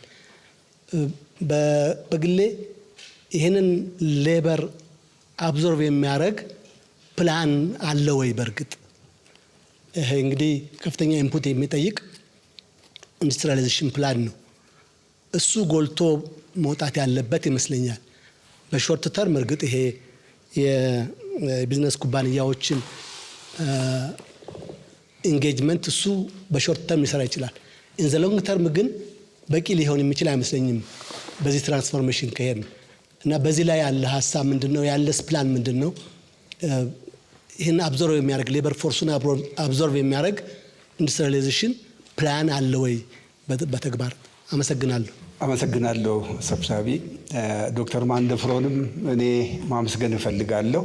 ከምስጋና አልፎ ግን አካዳሚው እድለኛ ነው እላለሁ፣ አገራችንም እድለኛ ናት እላለሁ። እንዳንተ አይነት ካሊበር ያለው ሰው ይህንን ትራንስፎርሜሽን እየመራ ስላለ እኛም እንኮራለን የእኛ ስለሆንክ እና ብዙም እንድትቆይ እመኛለሁ ሁኔታዎች የሚያስቆዩ ከሆነ። ምክንያቱም አያያዝ በጣም ቶሮና ከልብ ከውስጥ የመጣ ነው። ከበፊቱም ጀምሮ እዛ ግብርና ምርምር እያለ ጀምሮ የማየው ጉዳይ ስለነበር እንግዲህ የኛ ሀገር ትልቁ ችግር አሁን አዝ ዊ ስፒክ የሰላም ጉዳይ ነው። ሰላም ከሌለ እነዚህ ፕላኖች በሙሉ የሉም እና ሰላም ዋነኛው ነው። በራሴም ኤሪያ በፋርማሲውቲካል ኢንዱስትሪ ትልቁ አንድ ቁጥር ፖለቲካል ስታቢሊቲ ነው ወደዚህ ኢንቨስትመንት ለመሳብ። ሌላው እንግዲህ ኢንፍራስትራክቸር፣ የሌበር ስኪልድ ሌበር የመሳሰሉ ነገሮች ይኖራሉ እና እንዴት ነው አሁን ይሄ እንግዲህ ትልቅ የሚያሳስበን ነገር ምንድን ነው? ፉድ ሴኩሪቲ ነው። በጋርዮሽ ስርዓት ሰው አድኖም ይሁን ስርም ምሶ ይሁን ፍራፍሬም ለቅሞ ይሁን ራሱን መግቦ ዛሬ የደረስንበት ደረጃ ደርሰናል። 100,000 ዓመታት ምናምን ያህል ወደኋላ ስንሄድ የሚያሳፍረንም ለዚህ ነው። አንድ ኔሽን የፉድ ሴኩሪቲ ከሌለው ማፈር አለበት፣ አንገቱን መድፋት አለበት። መንግስት የሚሆን ኦርጋናይዜሽን የሚሆን ህብረተሰቡም ሁላችን አንገታችንን መድፋት አለብን። ምክንያቱም ምግብ ትልቁ ነገር ነውና እና አሁን በምንሄድበት ሁኔታ እንሄዳለን የሚል ግምት የለኝም። ሰላም እንዲጠፍቶ ለብዙ ዘመን ልንቀጥል አንችልም። ዲስኢንትግሬት ማድረግ ይመጣል፣ አገር መገነጣጠል ሊመጣ ይችላል አድርገው። ነገር ግን እንደዛም ሆኖ ከነዚሁ ቻሌንጅ ፉድ ሴኩሪቲ ደጋግሜ ጠይቀዋለሁ፣ ይህንን እጠይቃለሁ። መች የምናረጋግጥ ይመስላል ፉድ ሴኩሪቲ? አሁን እያንዳንዳችን ቤት እዚህ ስንሄድ ነገሮች አሉ እንደ ወተት እንደ ስጋ ድሮ ሬጉላርሊ ሊገኙ የሚችሉ። በእኔ ዕድሜ ወተት አይሸጥም ነበር፣ ከጎረቤት ሂድና አምጡ ነበር የሚባለው። ያን ጊዜ እንግዲህ 20 ሚሊዮን ገደማ ነበር ኤሌመንተሪ እያለን፣ ኤርትራ ጨምሮ የኛ ሀገር ነበር እና ቫስት እንትን አለ። ገጠር ያለውም እንደ ፕሮቲን ችግር የለውም፣ ቦታ ብሎ ድኩላ አድኖ ይመጣል።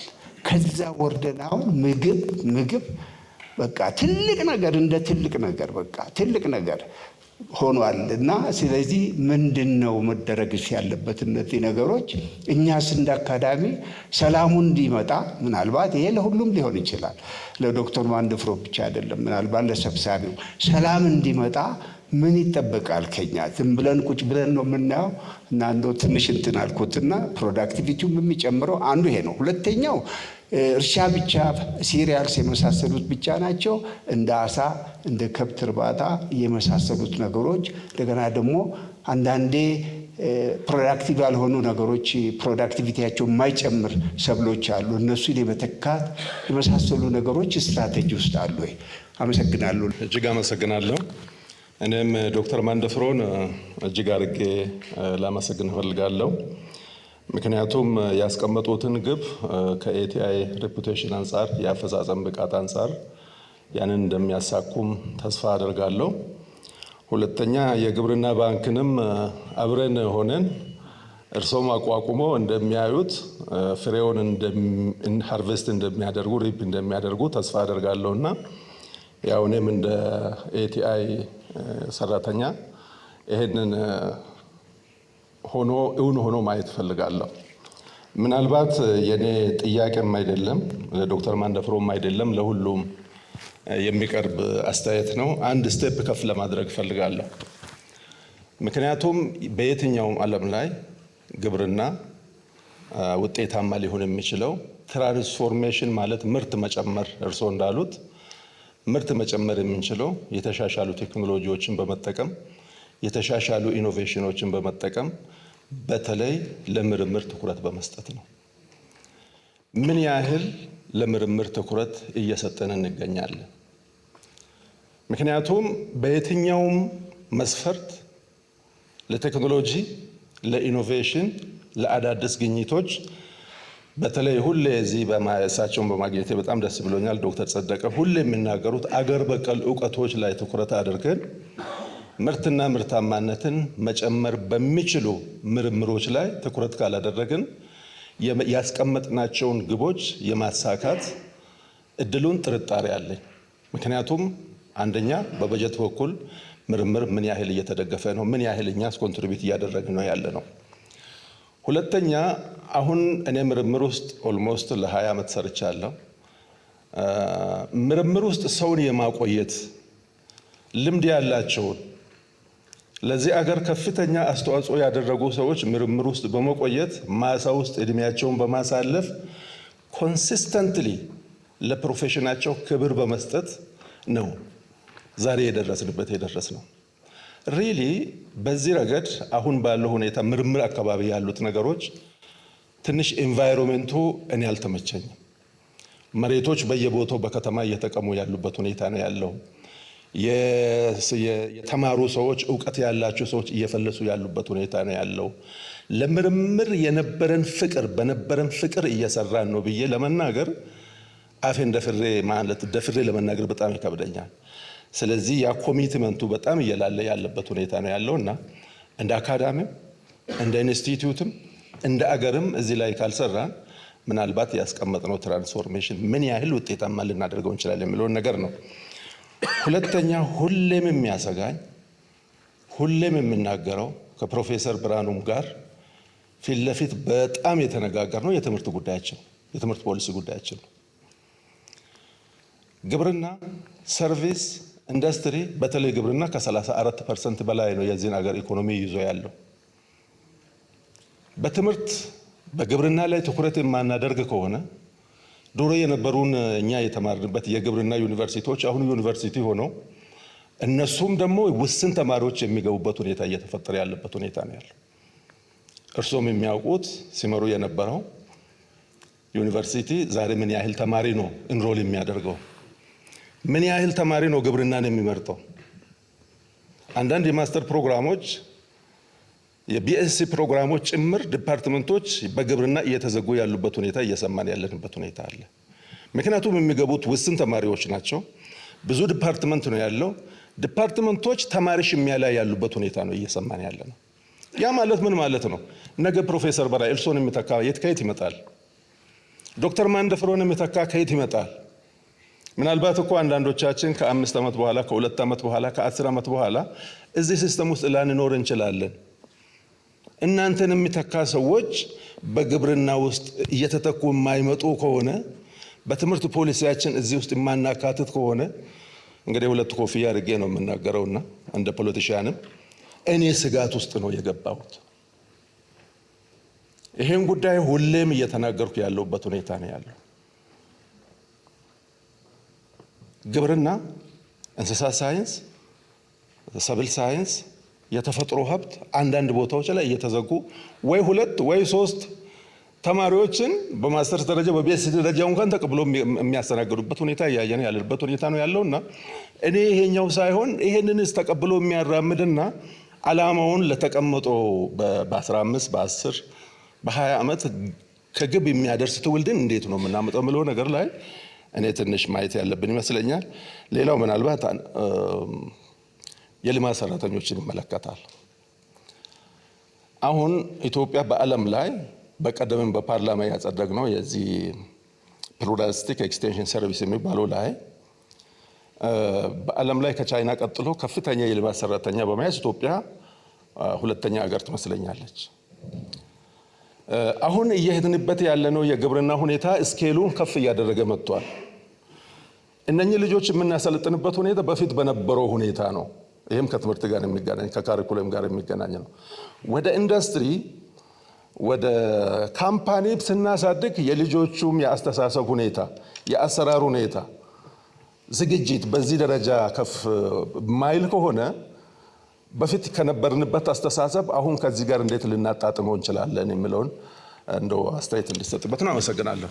ዶክተር ማንደፍሮን ላቀረቡልን ብሪፍ ለሆነ ፕሬዘንቴሽን ለዚህ ለተገኙትም ተሳታፊዎች በሚመጥን መልኩና አንደርስታንድ አድርገን ወደ ተግባር በሚቀየር መልኩ ስላቀረብክልን በጣም ልናመሰግን እንወዳለን። እንግዲህ እኔም ኤቲአይ ከተቀላቀልኩ በኋላ በሚሰጡን ሊደርሺፕ እና በሚሰጡን አቅጣጫ የምግብ ስርዓት ሽግግር ወይም ፉድ ሲስተም የሚባለውን ሴክሬታሪያት ሆኖ እየሰሩ ስለሆነ በዛ ውስጥም ስለሆንኩኝ በእሳቸው ሊደርሺፕ ስላለን በጣም ደስ ብሎኛልና ታንኪዩ ለማለት ነው። እኔ 3 ጉዳዮች ላይ እንደው አስተያየት ቢሰጥበት ብዬ ማስባቸው ኢሹዎች ላይ ፎከስ አደርጋለሁ። የመጀመሪያው ነገር እንግዲህ ግብርናችን መዘመን አለበት ከተባለ እንግዲህ አሁን የተጀመረው በኤቲአይ ውስጥ እየተሰሩ ያሉ የክላስተር ፋርሚንግ ጉዳዮች አሉ። እነዚህ ክላስተር ፋርሚንግ አዲስ አስተሳሰብ ነው። ማህበረሰባችንም ይቀይራል፣ ምርትና ምርታማነትን ይጨምራል።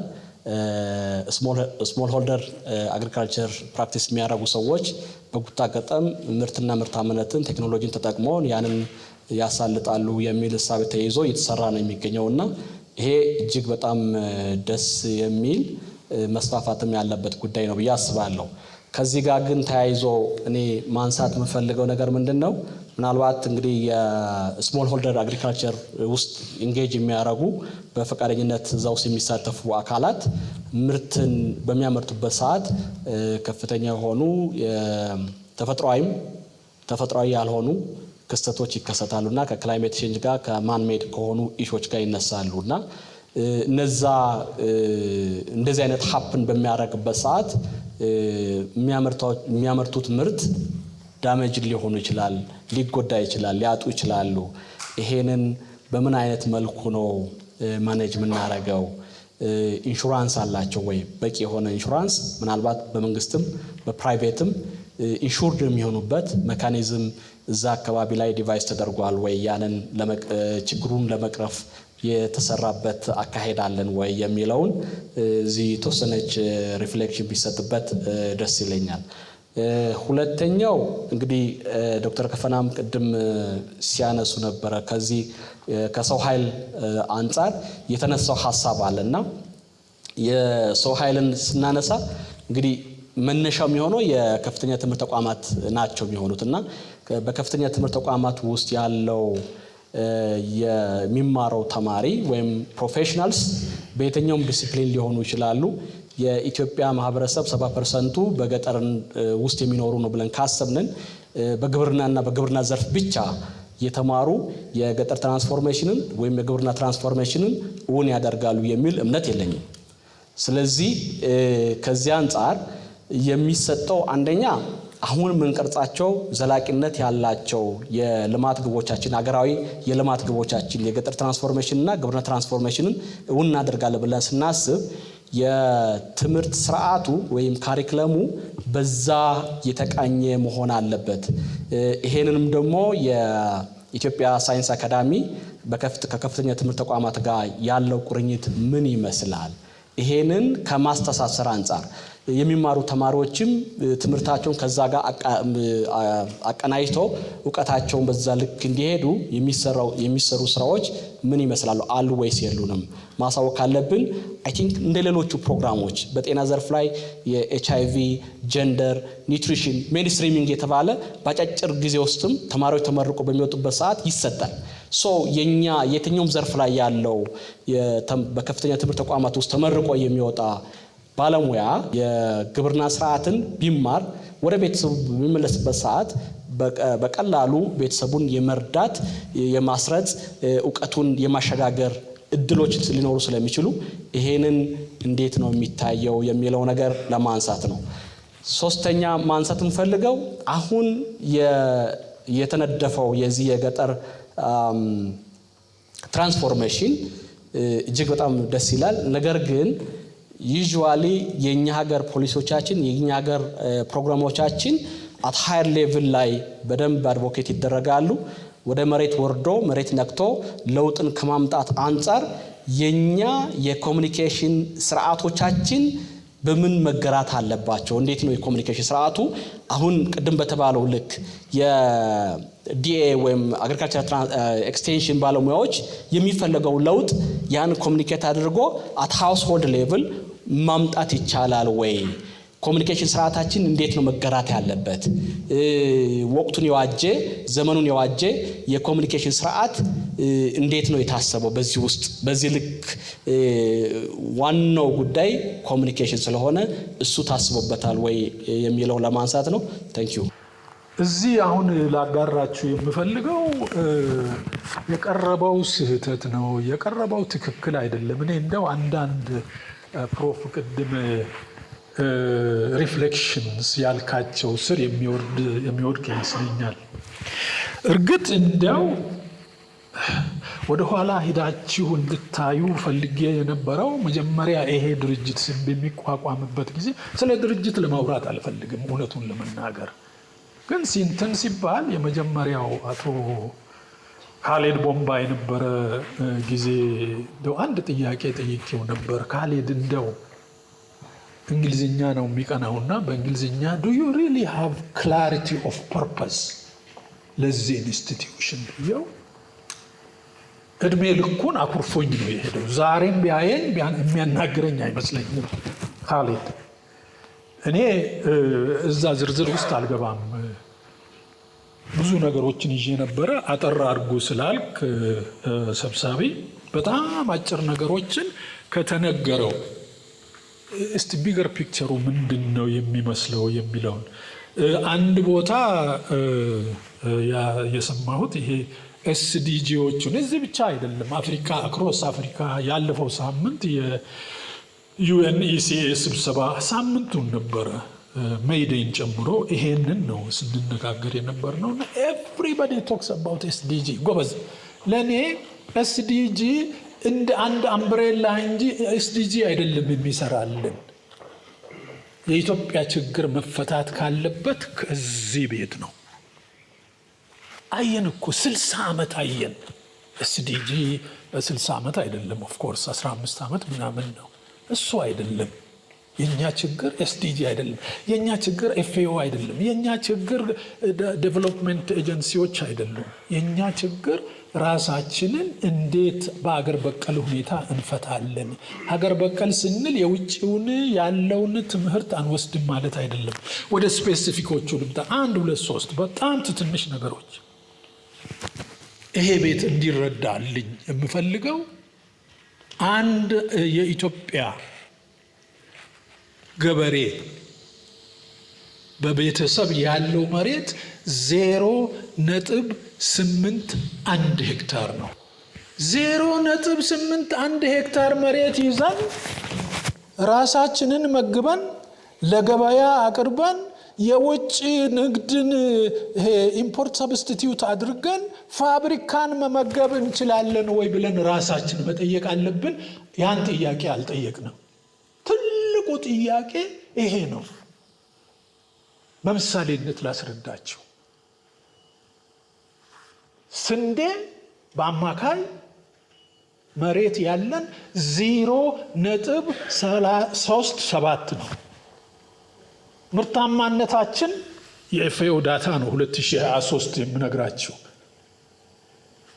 32-33 ኩንታል በሄክታር 40 ብለው 0.37ን እንደው ለማቃለል 0.4 እንበልና በዛ ስናሰላው ስንት ነው የሚመጣው? 12 ኩንታል በቤተሰብ ነው። ያ ሊያሸጋግረን ይችላል ወይ ብለን ራሳችን መጠየቅ አለብን ጎበዝ። ብዙ ጊዜ እንደው ተደጋግሞ ተብሏል ኩታ ገጠም። እኔ I have no problem with ኩታ ገጠም። ነገር ግን ኩታ ገጠምን የምናወድሰው ምኑ ላይ ነው? ግብአቶቹን ለማዳረስ ያገለግላል። ነገር ግን 0.81 ሄክታር ፐር ሃውስሆልድን አይቀይርም ጎበዝ፣ አይቀይርም። ሌላው ምርታማነት መጨመር ጎበዝ። ምርታማነት መጨመርና ምርት መጨመር በጣም የተለያዩ ነገሮች ናቸው፣ ይገናኛሉ። ኦፍ ኮርስ 0.37 ሄክታር ይዘህ የስንዴን ምርታማነት ይሄንን ጨመርኩ ብትል ቅድም ያልኳችሁ ጥያቄ ይመጣል። እነኛ የግብርና 4 ፋንክሽንስ ያሟላሉ ወይ ብለን ራሳችንን መጠየቅ አለብን።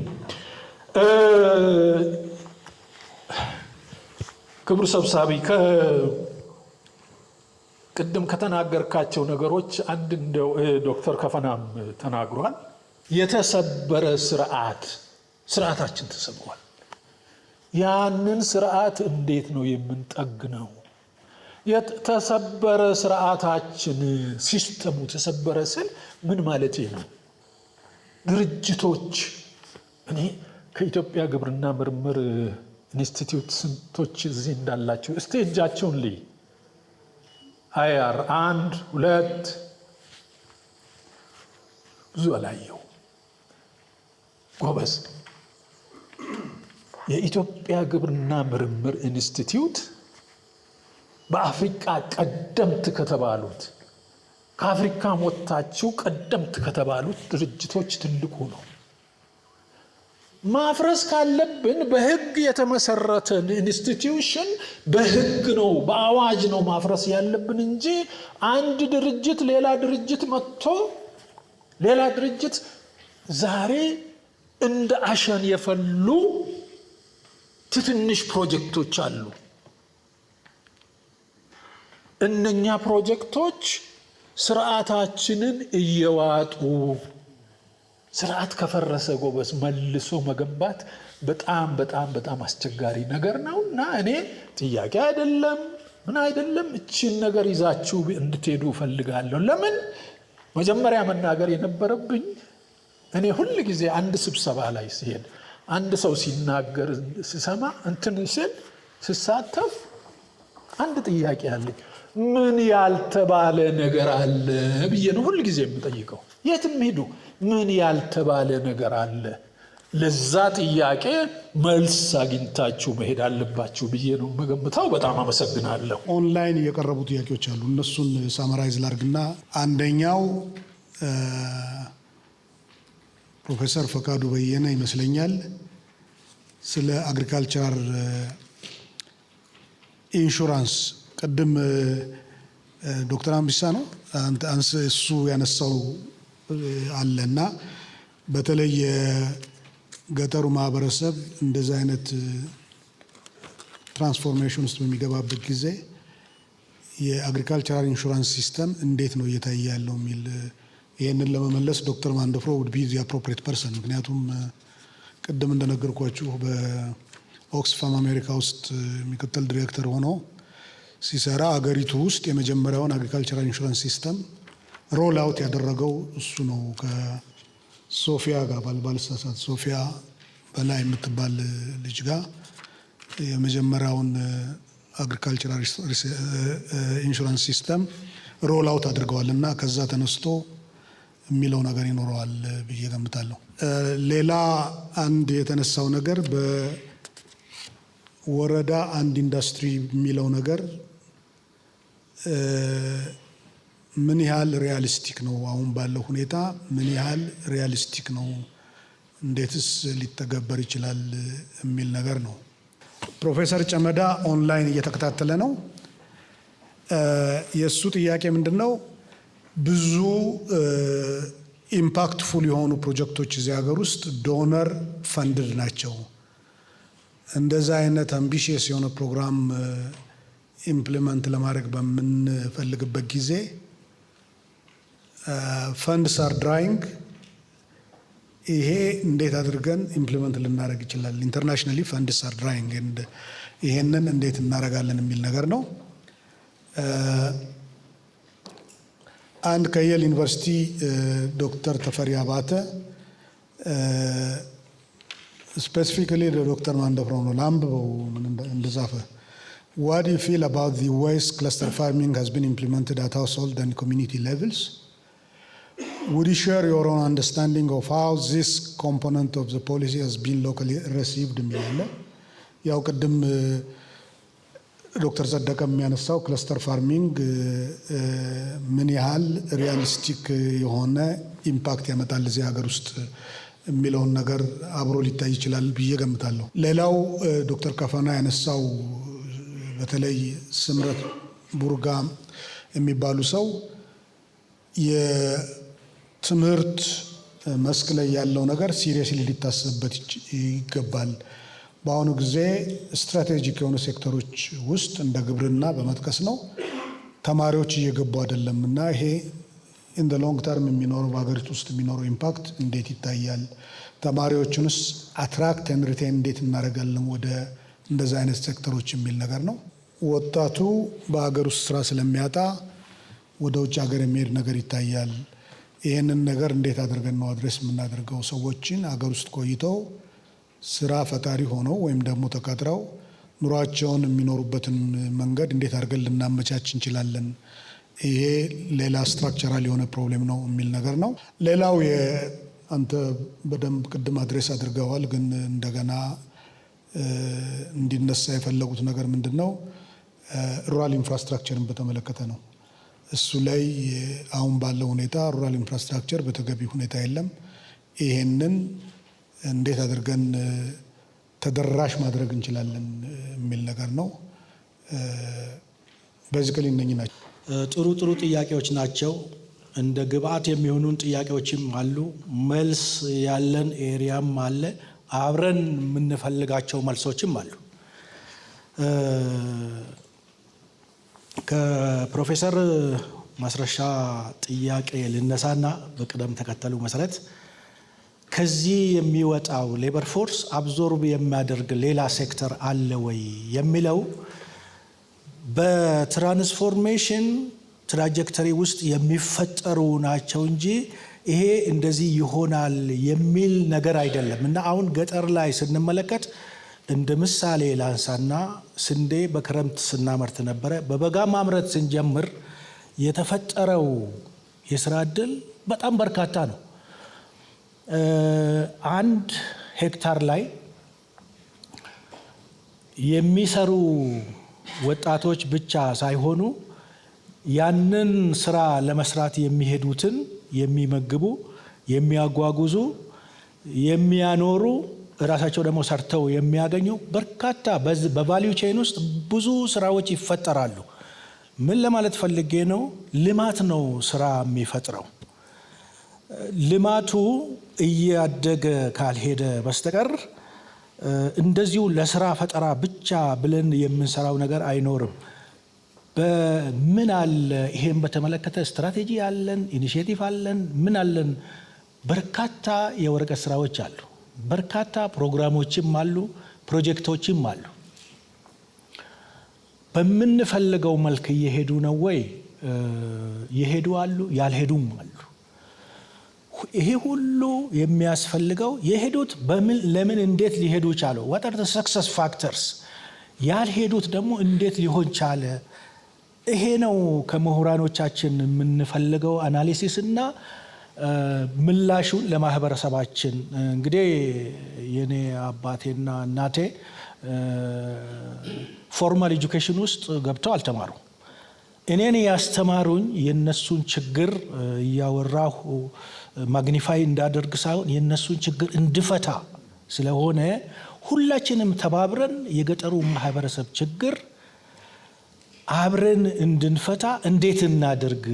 ለዚህ ነው ከአካዳሚው ጋር ሜሞራንደም ኦፍ አንደርስታንዲንግ የተፈራረምንበት ምክንያት ይሄ ፑል ኦፍ ሪሶርስስ ያለበት አካዳሚ፣ ሳይንቲስቶች ያለበት አካባቢ፣ ጥበብ የተሞላ አካሄድ የሚያውቁ የውጭ ልምድ ያላቸው ምሁራኖቻችን ለልማታችን በምን መልክ ያግዙ፣ ዲያሎግ እያደረግን ብሬንስቶርም እያደረግን ልማታችንን በእናንተ እውቀት እንድንቀርጸው አግዙን በሚል ከአካዳሚው ጋር ሪሌሽንሽፕ ፈጥረን ያንን ኤምኦዩ ብናወራው የኛ ሀገር ችግር በማውራት የሚቀረፍ ችግር የለንም። ይሄንን ለማድረግ ወረቀት አለ። ግን ያ ወረቀት ኢቭን በእናንተ ቢቃኝ ኖሮ የተሻለ የኢምፕሊሜንቴሽን ፖሲቢሊቲ ይኖረው ነበር። በእኛ አቅም ሰራ ነው፣ በእኛ አቅም ተገበር ነው። ውጤታማ የሆንበት አለ፣ ያልሆንበት አለ። በእኛ ኢነሴንስ አጠቃላይ ፐብሊክ ሴክተር ውስጥ ያለውን ሰው ነው የምለው። ስለዚህ የእናንተ እገዛ ያስፈልጋል። ወረቀቶች አሉ። ወረቀቶቹ መሬት መንካት ይችላሉ አይችሉም የሚለው ደግሞ በፕራክቲሽነር ሆኖ የሰራ ሰው ነው እነዚህን እየተነተነ የሚሄደውና ይህን ሌበር ፎርስ ሊስብ የሚችል የልማት እቅድ አለን። በየሴክተሩም ጆብ ክሬሽን እየተባለ ብዙ ነገር ይባላል። እንደ ሚኒስትሪም ተቋቋመ እኮ የሌበር ፎርስ። ለዚህ ነው ቅድም ትምህርቱን ስልጠናውንም ለመቅረጽ በሚያመቸን መልኩ ለማሻሻል በሚያመቸን መልኩ አግዙንና ከግብርና ወደ ገጠር ትራንስፎርሜሽን ከግብርና ውጪ ወዳለ ኢኮኖሚክ ሴክተር የሚሄድ ሰው እውቀት ከሌለው ክህሎት ከሌለው ምን ሊሰራ ይችላል? ከዛ ደግሞ ወደ ኢንዱስትሪ ስንሸጋገር ይሄንን ኮንቲነም በትምህርት እንቃኘው፣ ያንን ፍሬምወርክ አሳዩን ነው የመጀመሪያ የነበረው ጥያቄና ወደ እርስዎ ነው የምመልሰው ጥያቄውን ማለት ነው። ሌላ ፕሮፌሰር ጽጌም ስለ ሰላም እውነት ነው። ሰላም ከሌለ አሁን የምናወራው ነገር ወረቀቱም አሁን ያለውም ይጠፋል። መጥፎ ትራዲሽን አለን፣ ጥሩ ትራዲሽንም አለን። ከስተመሪ ኢንስቲትዩሽን ላይ ያሉት ተቋማት እና ፎርማሉን ብናወዳደራቸው በተለያየ ኮንቴክስት እውነት ለመናገር ኢንፎርማል ኢንስቲትዩሽን ላይ ያሉ ሰዎች ያላቸው ስብዕና ለሰው ልጅ ያላቸው ስብዕና በጣም እኔ የማከብረው ነው።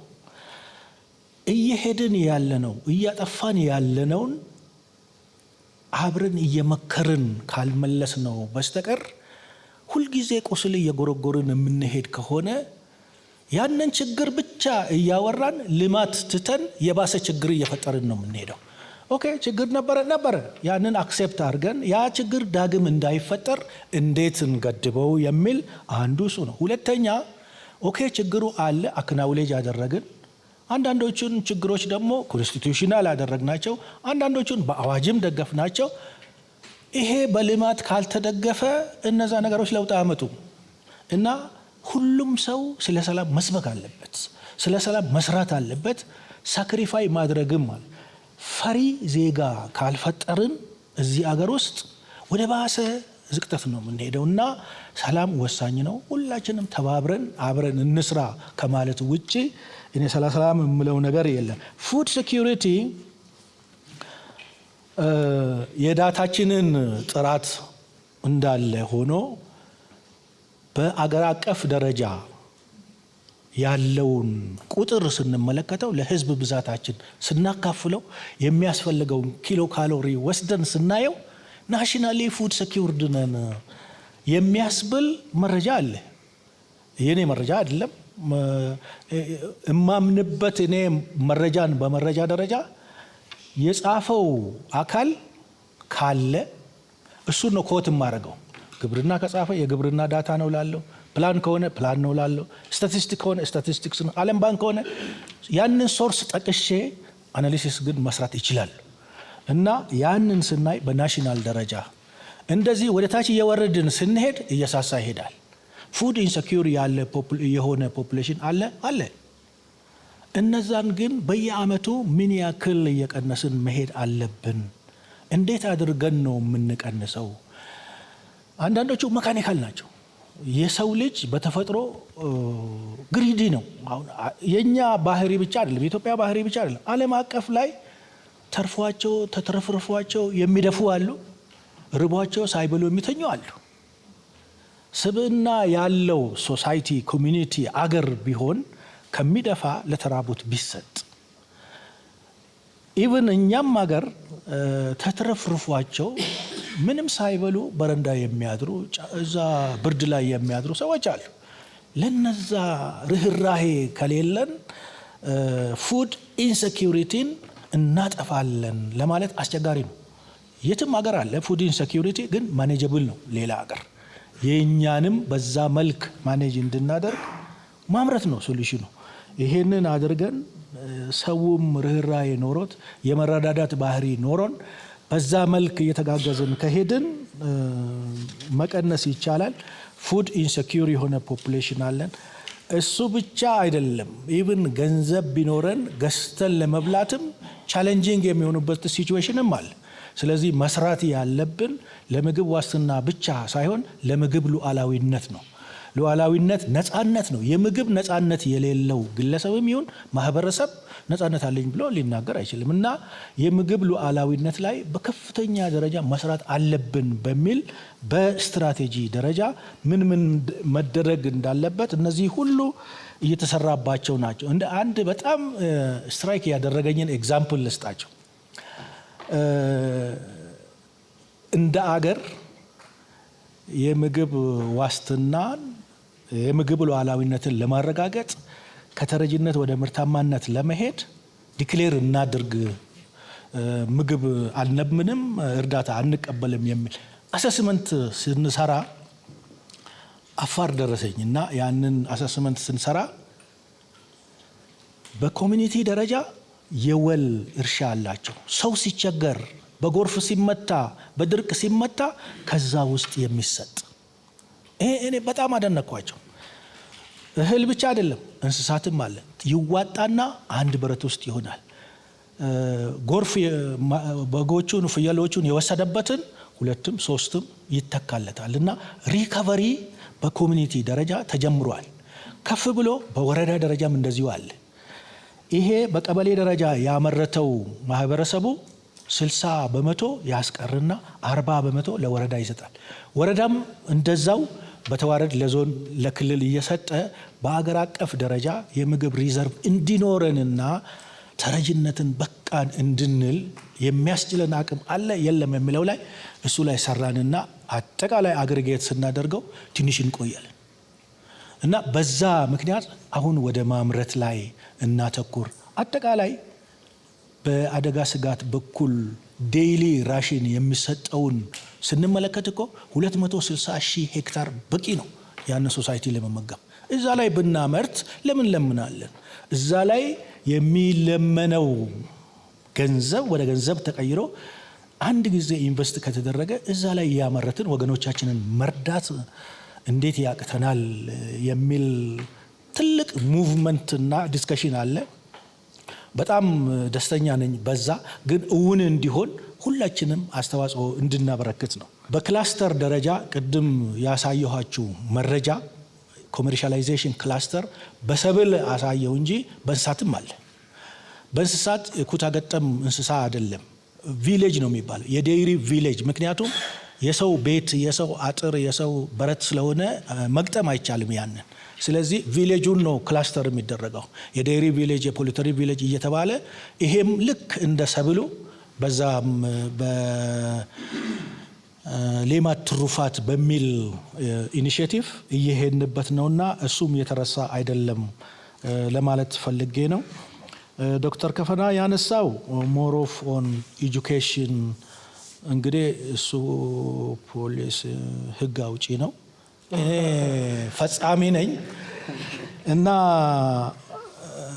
ተርኖቨር አለ፣ ተመራማሪዎች ተጎድተዋል፣ እንደዚህ ነው። እውነት ነው የነበረን ተቋም ጠንካራ ነበረ። አዎ አሁን ጠንካራ ድሮ በነበረበት ደረጃ አይደለም። በብዙ መልኩ ሲለካ የሰው ኃይሉን ስንለካ ያለውን የፒኤችዲ ቁጥር ስንለካ ፐብሊሽ የሚያደርጉትን ፔፐር ስንለካ ዲክላይን እያደረገ ነው። በጀቱም ዲክላይን እያደረገ ነው። ያ መመለስ አለብን። ብዙ ቦታ ቮይስ ተደርጎ በዚህ ዓመት የተሻለ በጀት ተመድቦላቸው በት ስቲል ኢንሲግኒፊካንት ነው። ምሁራን እንደ አማራጭ የወሰነው ስልት እኔንም ጨምሮ ልክ ተቋሙ ዲክላይን ማድረግ ሲጀምር እንሸሻለን፣ ሌላ ቦታ እንገባለን። እንደዚህ ነው ወይ የሚሆነው? ፓትሪዮቲዝም እኮ ይሄ ነው። ራስን ሳክሪፋይ አርገው ነው እኮ ኮሪያዎች ቆዳ በልተው ነው ለውጥ ያመጡትና አንድ ጄኔሬሽን መስዋዕትነት መክፈል አለበት የሚለው በዛ እናየዋለን። ተርኖቨር አለ፣ እውነት ነው። ይመለሳሉ፣ ቢስተካከል የሄዱት በሙሉ ይመለሳሉ።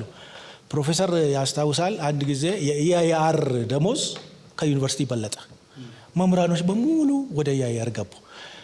ኢንሪተርን አንድ ጊዜ ደግሞ የዩኒቨርሲቲ ደሞዝ ከፍ ሲል እንደገና የሰው ልጅ ኢንሴንቲቭ ሴንሲቲቭ ነው እና ያንን ማስተካከል ይቻላል። የምንችለው ደግሞ እኛ ነን፣ ሌላ ሰው አይደለም። ሌላ ሰው መጥቶ አያስተካክልልንም። ሌላ ሰው እንዲያስተካክልን ቮይስ የምናደርገውም ነገር አይደለም እና ያሉን የፖሊሲ ሜከርስ እየመከርን ይሄ ትክክል አይደለም፣ አገር ይጎዳል፣ በቁጥር እያሳየን ወደዛ እንዲመለሱ መምከር ነው እንጂ መሸሽ አያስፈልግም። እሱን ነው እኔ እምለው። ትምህርት ላይ ያልከው እኔም ያነሳው ጥያቄ ነው። ኢኮኖሚያችን እያደገ ሲሄድ የምንፈልገው የሌበር ፎርስ አይነት የተለየ ስለሆነ ያንን ተከትሎ ትምህርቱም ስልጠናውም አብሮ ካልሄደ ትክክል አይመጣም የሚላለኝ። ግብርና አንድ ቅድም የተነሳውን ጥያቄ የሚያፈርስ ግብርና ላይ የሰሩ ሰዎች ሌላ ሴክተር ላይ ሰክሰስፉል የሆኑ ሰዎች አሉ። ሌላ ዲሲፕሊን ተምረው ግብርናን ያሻገሩ ሰዎች አሉ። አናሊቲክስ ሙሉ ሲሆኑ ወደ 40 ተመራማሪዎች ናቸው፣ አጥኚ ቡድን ናቸው፣ ተንታኞች ናቸው። አንድም የአግሪካልቸር ሰው የለም። የምናደርጋቸውን፣ የምንሰራቸውን፣ የምንጽፋቸውን ነገሮች ዲዛይን የሚያደርጉት እነሱ ናቸው። ሶ አግሪካልቸር ስለተማረ ሰው አግሪካልቸርን እንደው ያሻግራል፣ የት ያደርሳል የሚል አይነት ሜንታሊቲም እንዳይኖረን። አግሪካልቸር የተማረ ሌላ ተሰጥኦ ሊኖረው ይችላል፣ ሌላ ላይ ኮንትሪቢዩት ሊያደርግ ይችላል። ከአግሪካልቸር ውጭ የመጣም አግሪካልቸር ላይ አስተዋጽኦ ሊኖረው ይችላል። ለዚህ ነው ብዛ ዘርፍ ብዬ ያቀረብኩት እኮ። ወደ ገጠር ትራንስፎርሜሽን ስንገባ ግብርና ብቻ አይደለም፣ ሌሎችም ሴክተሮች፣ ሌሎችም ዲሲፕሊኖች ያስፈልጉናል የሚለውን እንድንይዘው ነው። አይ ቲንክ ዲኤ ላይ የተነሳው ለውጥ ያስፈልገናል፣ ምንም ጥያቄ የለውም። የተጀመሩ ስራዎች ኢንካሬጂንግ ናቸው። እነዚህን አጠናክረን እንሄዳለን። መስራት ያለብን ዩኒቨርሲቲ ላይ ብቻ ቁጥሩን ሪስትሪክት ማድረግ ሳይሆን ከስርም እያሳደግን እያበቃን ከሄድን መልሰን መገንባት እንችላለን። ያንን ካልገነባን ጥሩ ተፎካካሪ አንሆንም። ዓለም ላይ እንደምንሆን እርግጠኛ ነኝ።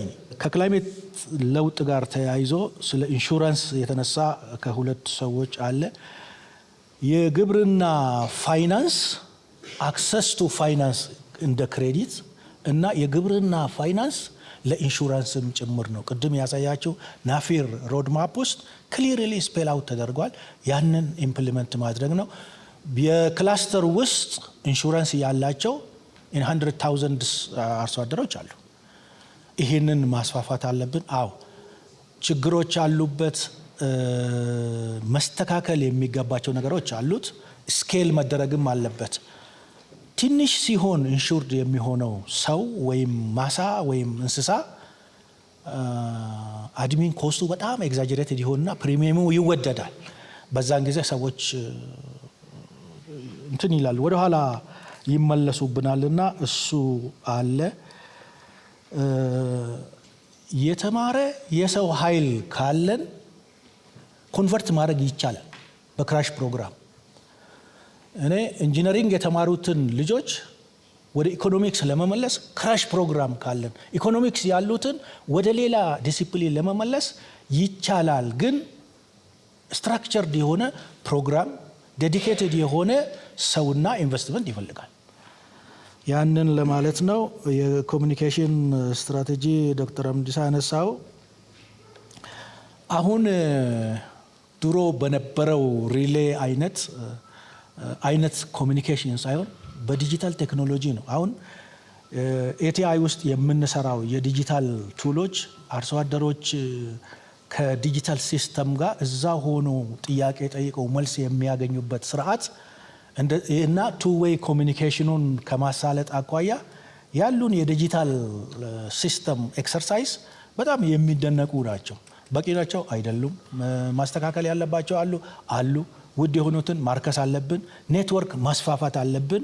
ይሄንን በዛ እንሄድበታለን። አሁን የመረጥናቸውን 50 ኩባንያዎች በሙሉ ሬጂስተር አድርገን ፕሮፋይላቸው ተቀርጾ የሚያመርቱት ምርት ትሬስ መደረግ እንዲችል እና ዲጂታሊ ከማንም ጋር ተገናኝተው ስራ መስራት እንዲችሉ የሚያስችላቸውን መሰረት ጥለናል። አይ ቲንክ ከዛ አኳያ የኮሚኒኬሽን ስትራቴጂው ከላይ ወደ ታች ከታች ወደ ላይ ብቻ ሳይሆን 360 እንዲሆን ለዛ ደግሞ የዲጂታል ቴክኖሎጂን መጠቀም እንድንችል ሌላ የዶክተር ጸደቀ ሪፍሌክሽን ኤስዲጂን ያነሳሁት ከዛ ጋር አላይንድ የሆነ የ10 ዓመት ፕላን አለን ነው ያልኩት እንጂ ኤስዲጂን ኮፒ ፔስት አደረግን አለ። ይሄንን አላይመንት የሰራ ነው አገራችን ሲግናቶሪ ነች። ሪፖርት እናረጋለን ከዛ ጋር አጣጥመን። በሱ ብቻ አይደለም፣ በፉድ ሲስተምም ሪፖርት እናረጋለን፣ በክላይሜት ሰምንትም ሪፖርት እናደርጋለን። በተለያዩ አገሪቷ የፈረመችባቸው ውሎች ላይ ሪፖርት እናረጋለን። ከዛ ጋር አላይን እንዲያደርግ ነው እንጂ የሌላ አገር ሰው መጥቶ አልቀረጸልንም። የሌላ ሰው አገርም አይደለም የቀረጽ ነው። የግብርናን የ10 ዓመት ፕላን የሰሩት የአናሊቲክስ ልጆች ናቸው እና ከሌላ ቦታ አምጥተን አናሰራም። ባለን አቅም እንሰራለን። ተጨማሪ ኢንፑት ካላቸው ሌሎች ሰዎች እንዲያዩልን እናደርጋለን። በዛ እንድናየው ነው። አይ ቲንክ 0.81 ትክክለኛ ዳታ ነው። ናሽናል አቨሬጅ ላንድ ሆልዲንግ የገጠር ስንወስድ 0.8 ነው። 0.8ን 1.6 ማድረግ እንችላለን፣ 2.4 ማድረግ እንችላለን። ቴክኖሎጂ እና ኢንቨስትመንት ካለን እንዴት አድርገን አንዴ የምናርሰውን ሁለቴ ካረስን 1.6 ሄክታር አደረግ ነው ማለት ነው። 3 ካረስን በ3 እጥፍ አሳደግ ነው 2.4 ሆነ ማለት ነው። ስለዚህ እውቀት እና ኢንቨስትመንትን ጨምረንበት ያለንን ጥቂት ነገር ወደ ተሻለ ውጤት ማሻገር እንችላለን ነው። ከዛ አንጻር አይ ቲንክ እኔ ስለ ሌሎቹ ነጥቦች ለማንሳት ስርዓትም አልሰበርኩም፣ ስርዓትም አልጠገንኩም። አቅሜ እውቀቴ በሚችል መንገድ አገሬ የምትፈልገውን ልማት ደግፋለሁ። ሰው አስተምራለሁ፣ በትርፍ ጊዜ ማለት ነው። ስትራቴጂ ነድፋለሁ በአቅሜ። ሁሉን ነገር አውቃለሁ አላቅም፣ ግን እታገዛለሁ። ሁላችንም በዛ ደረጃ ካላገዝን እና ወጣ ብለን የሚሰሩት ሰዎች ላይ እጃችንን የምንቀስር ከሆነ አናድግም። ስለዚህ ተጋግዘን እቺ ነገር እናሻግማቃ። ሌላ ሰው የለም እኮ እኛ ነን ያለ ነው።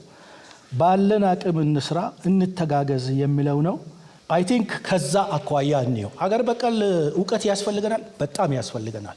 ዘመናዊ እውቀት ያስፈልገናል። የሁለቱ ሃይብሪድ ያስፈልገናል።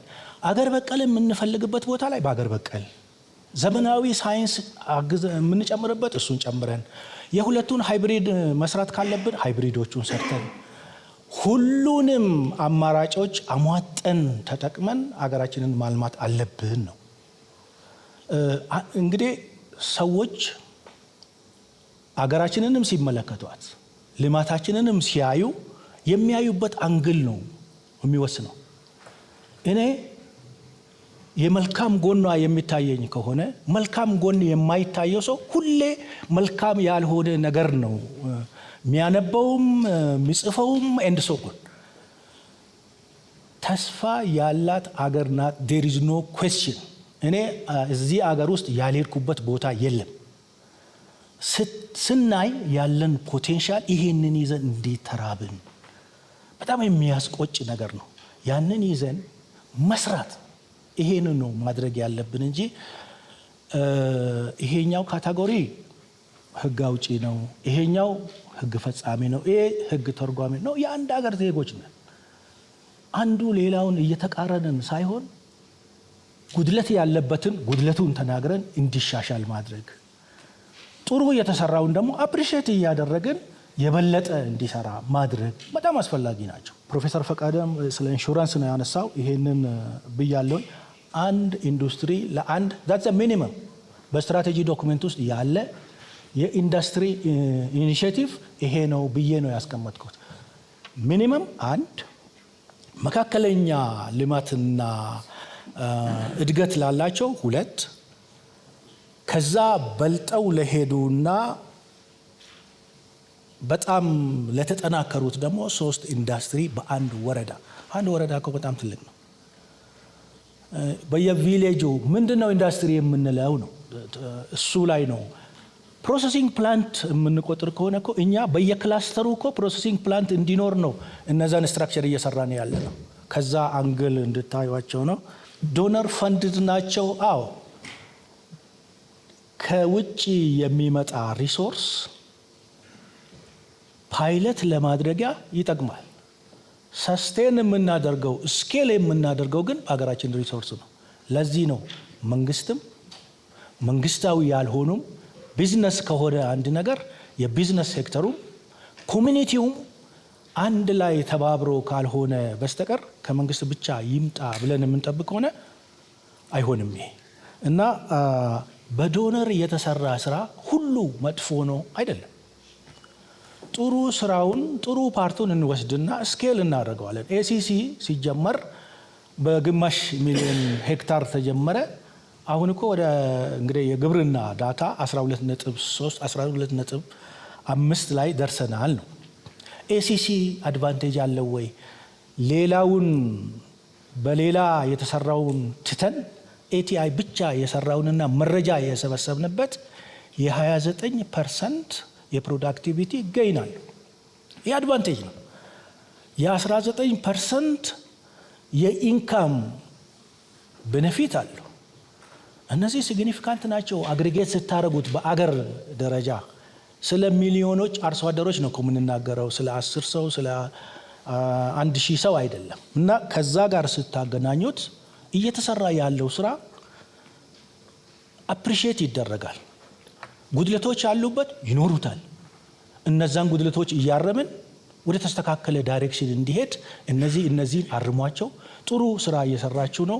እነዛ ወስደን ለቅመን አሻሽለን ወገኖቻችን እንዲያድጉ አገራችንም እንድታድግ እናደርጋለን እና ከዛ አንጻር እንድታዩት ነው። ከዛ በተጨማሪ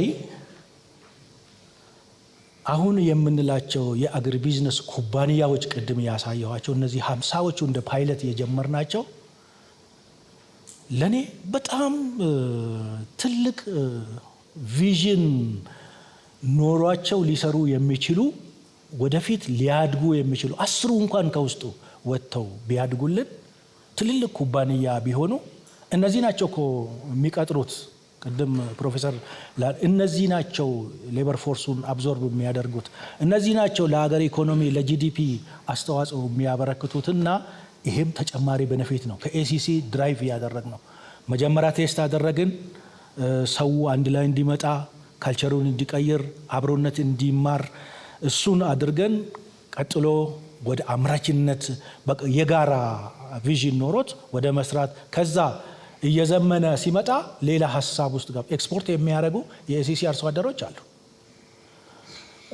ከብዙ ኢንዱስትሪ ጋር ግንኙነት ፈጥረው የሚመግቡ ሮው ማቴሪያል የሚያቀርቡ የኤሲሲ አርሶ አደሮች አሉ። ይሄ ጥሩ ጅምር ነው። ጉድለት ያለባቸውን አርመን የማያዋጣውን ደግሞ ትተን ዲስ ኢዝ አ ፓይለት እያደረግን እንሄድበታለንና ያንን ካላደረግን አሁን እያደገ ያለውን ፖፑሌሽን በተለምዶ በምንሰራው ስራ አንድ ዳታ ጀነሬት አድርጎ በረከት ድሮ ላይ ሆነን በዛን ጊዜ በነበረ ፕሮዳክቲቪቲ ብንቀጥል አለ ፖፑሌሽኑ ቢያድግ የት ነው የምንደርሰው? ይሄ ተጨማሪ ኢንቨስትመንት የመጣው ወዴት ወሰደን? ከዚህ የበለጠ ለመፍጠን ደግሞ ወዴት መሄድ አለብን? የምርምርን ኢምፓክት ሁሉ ያየንበት ዳታ ነውና አት ዋን ፖይንት ለፐብሊክ እናቀርበዋለን ያንን መረጃና ጥሩ አናሊሲስ እየሰራ ነው በረከት። ያንን በጣም ነው አፕሪሺየት የምናደርገው። ባንሰራ የት ነው የምንደርሰው? ኤሲሲ ባይኖር ምን ኢፌክት ይኖረው ነበረ የሚለውን ጭምር ያሳያል። የተመራማሪዎቻችን ባይኖሩ ኖሮ፣ የተሻሻሉ ዝርያዎች ባይቀርቡ ኖሮ፣ እነሱ ስራ ላይ ባይውሉ ኖሮ ፉድ ሴኩሪቲ ኢንሴኩሪቲው የት ነበረ ሊሆን የሚችለው? ስንት ሰው ነበረ ሊራበ የሚችለው?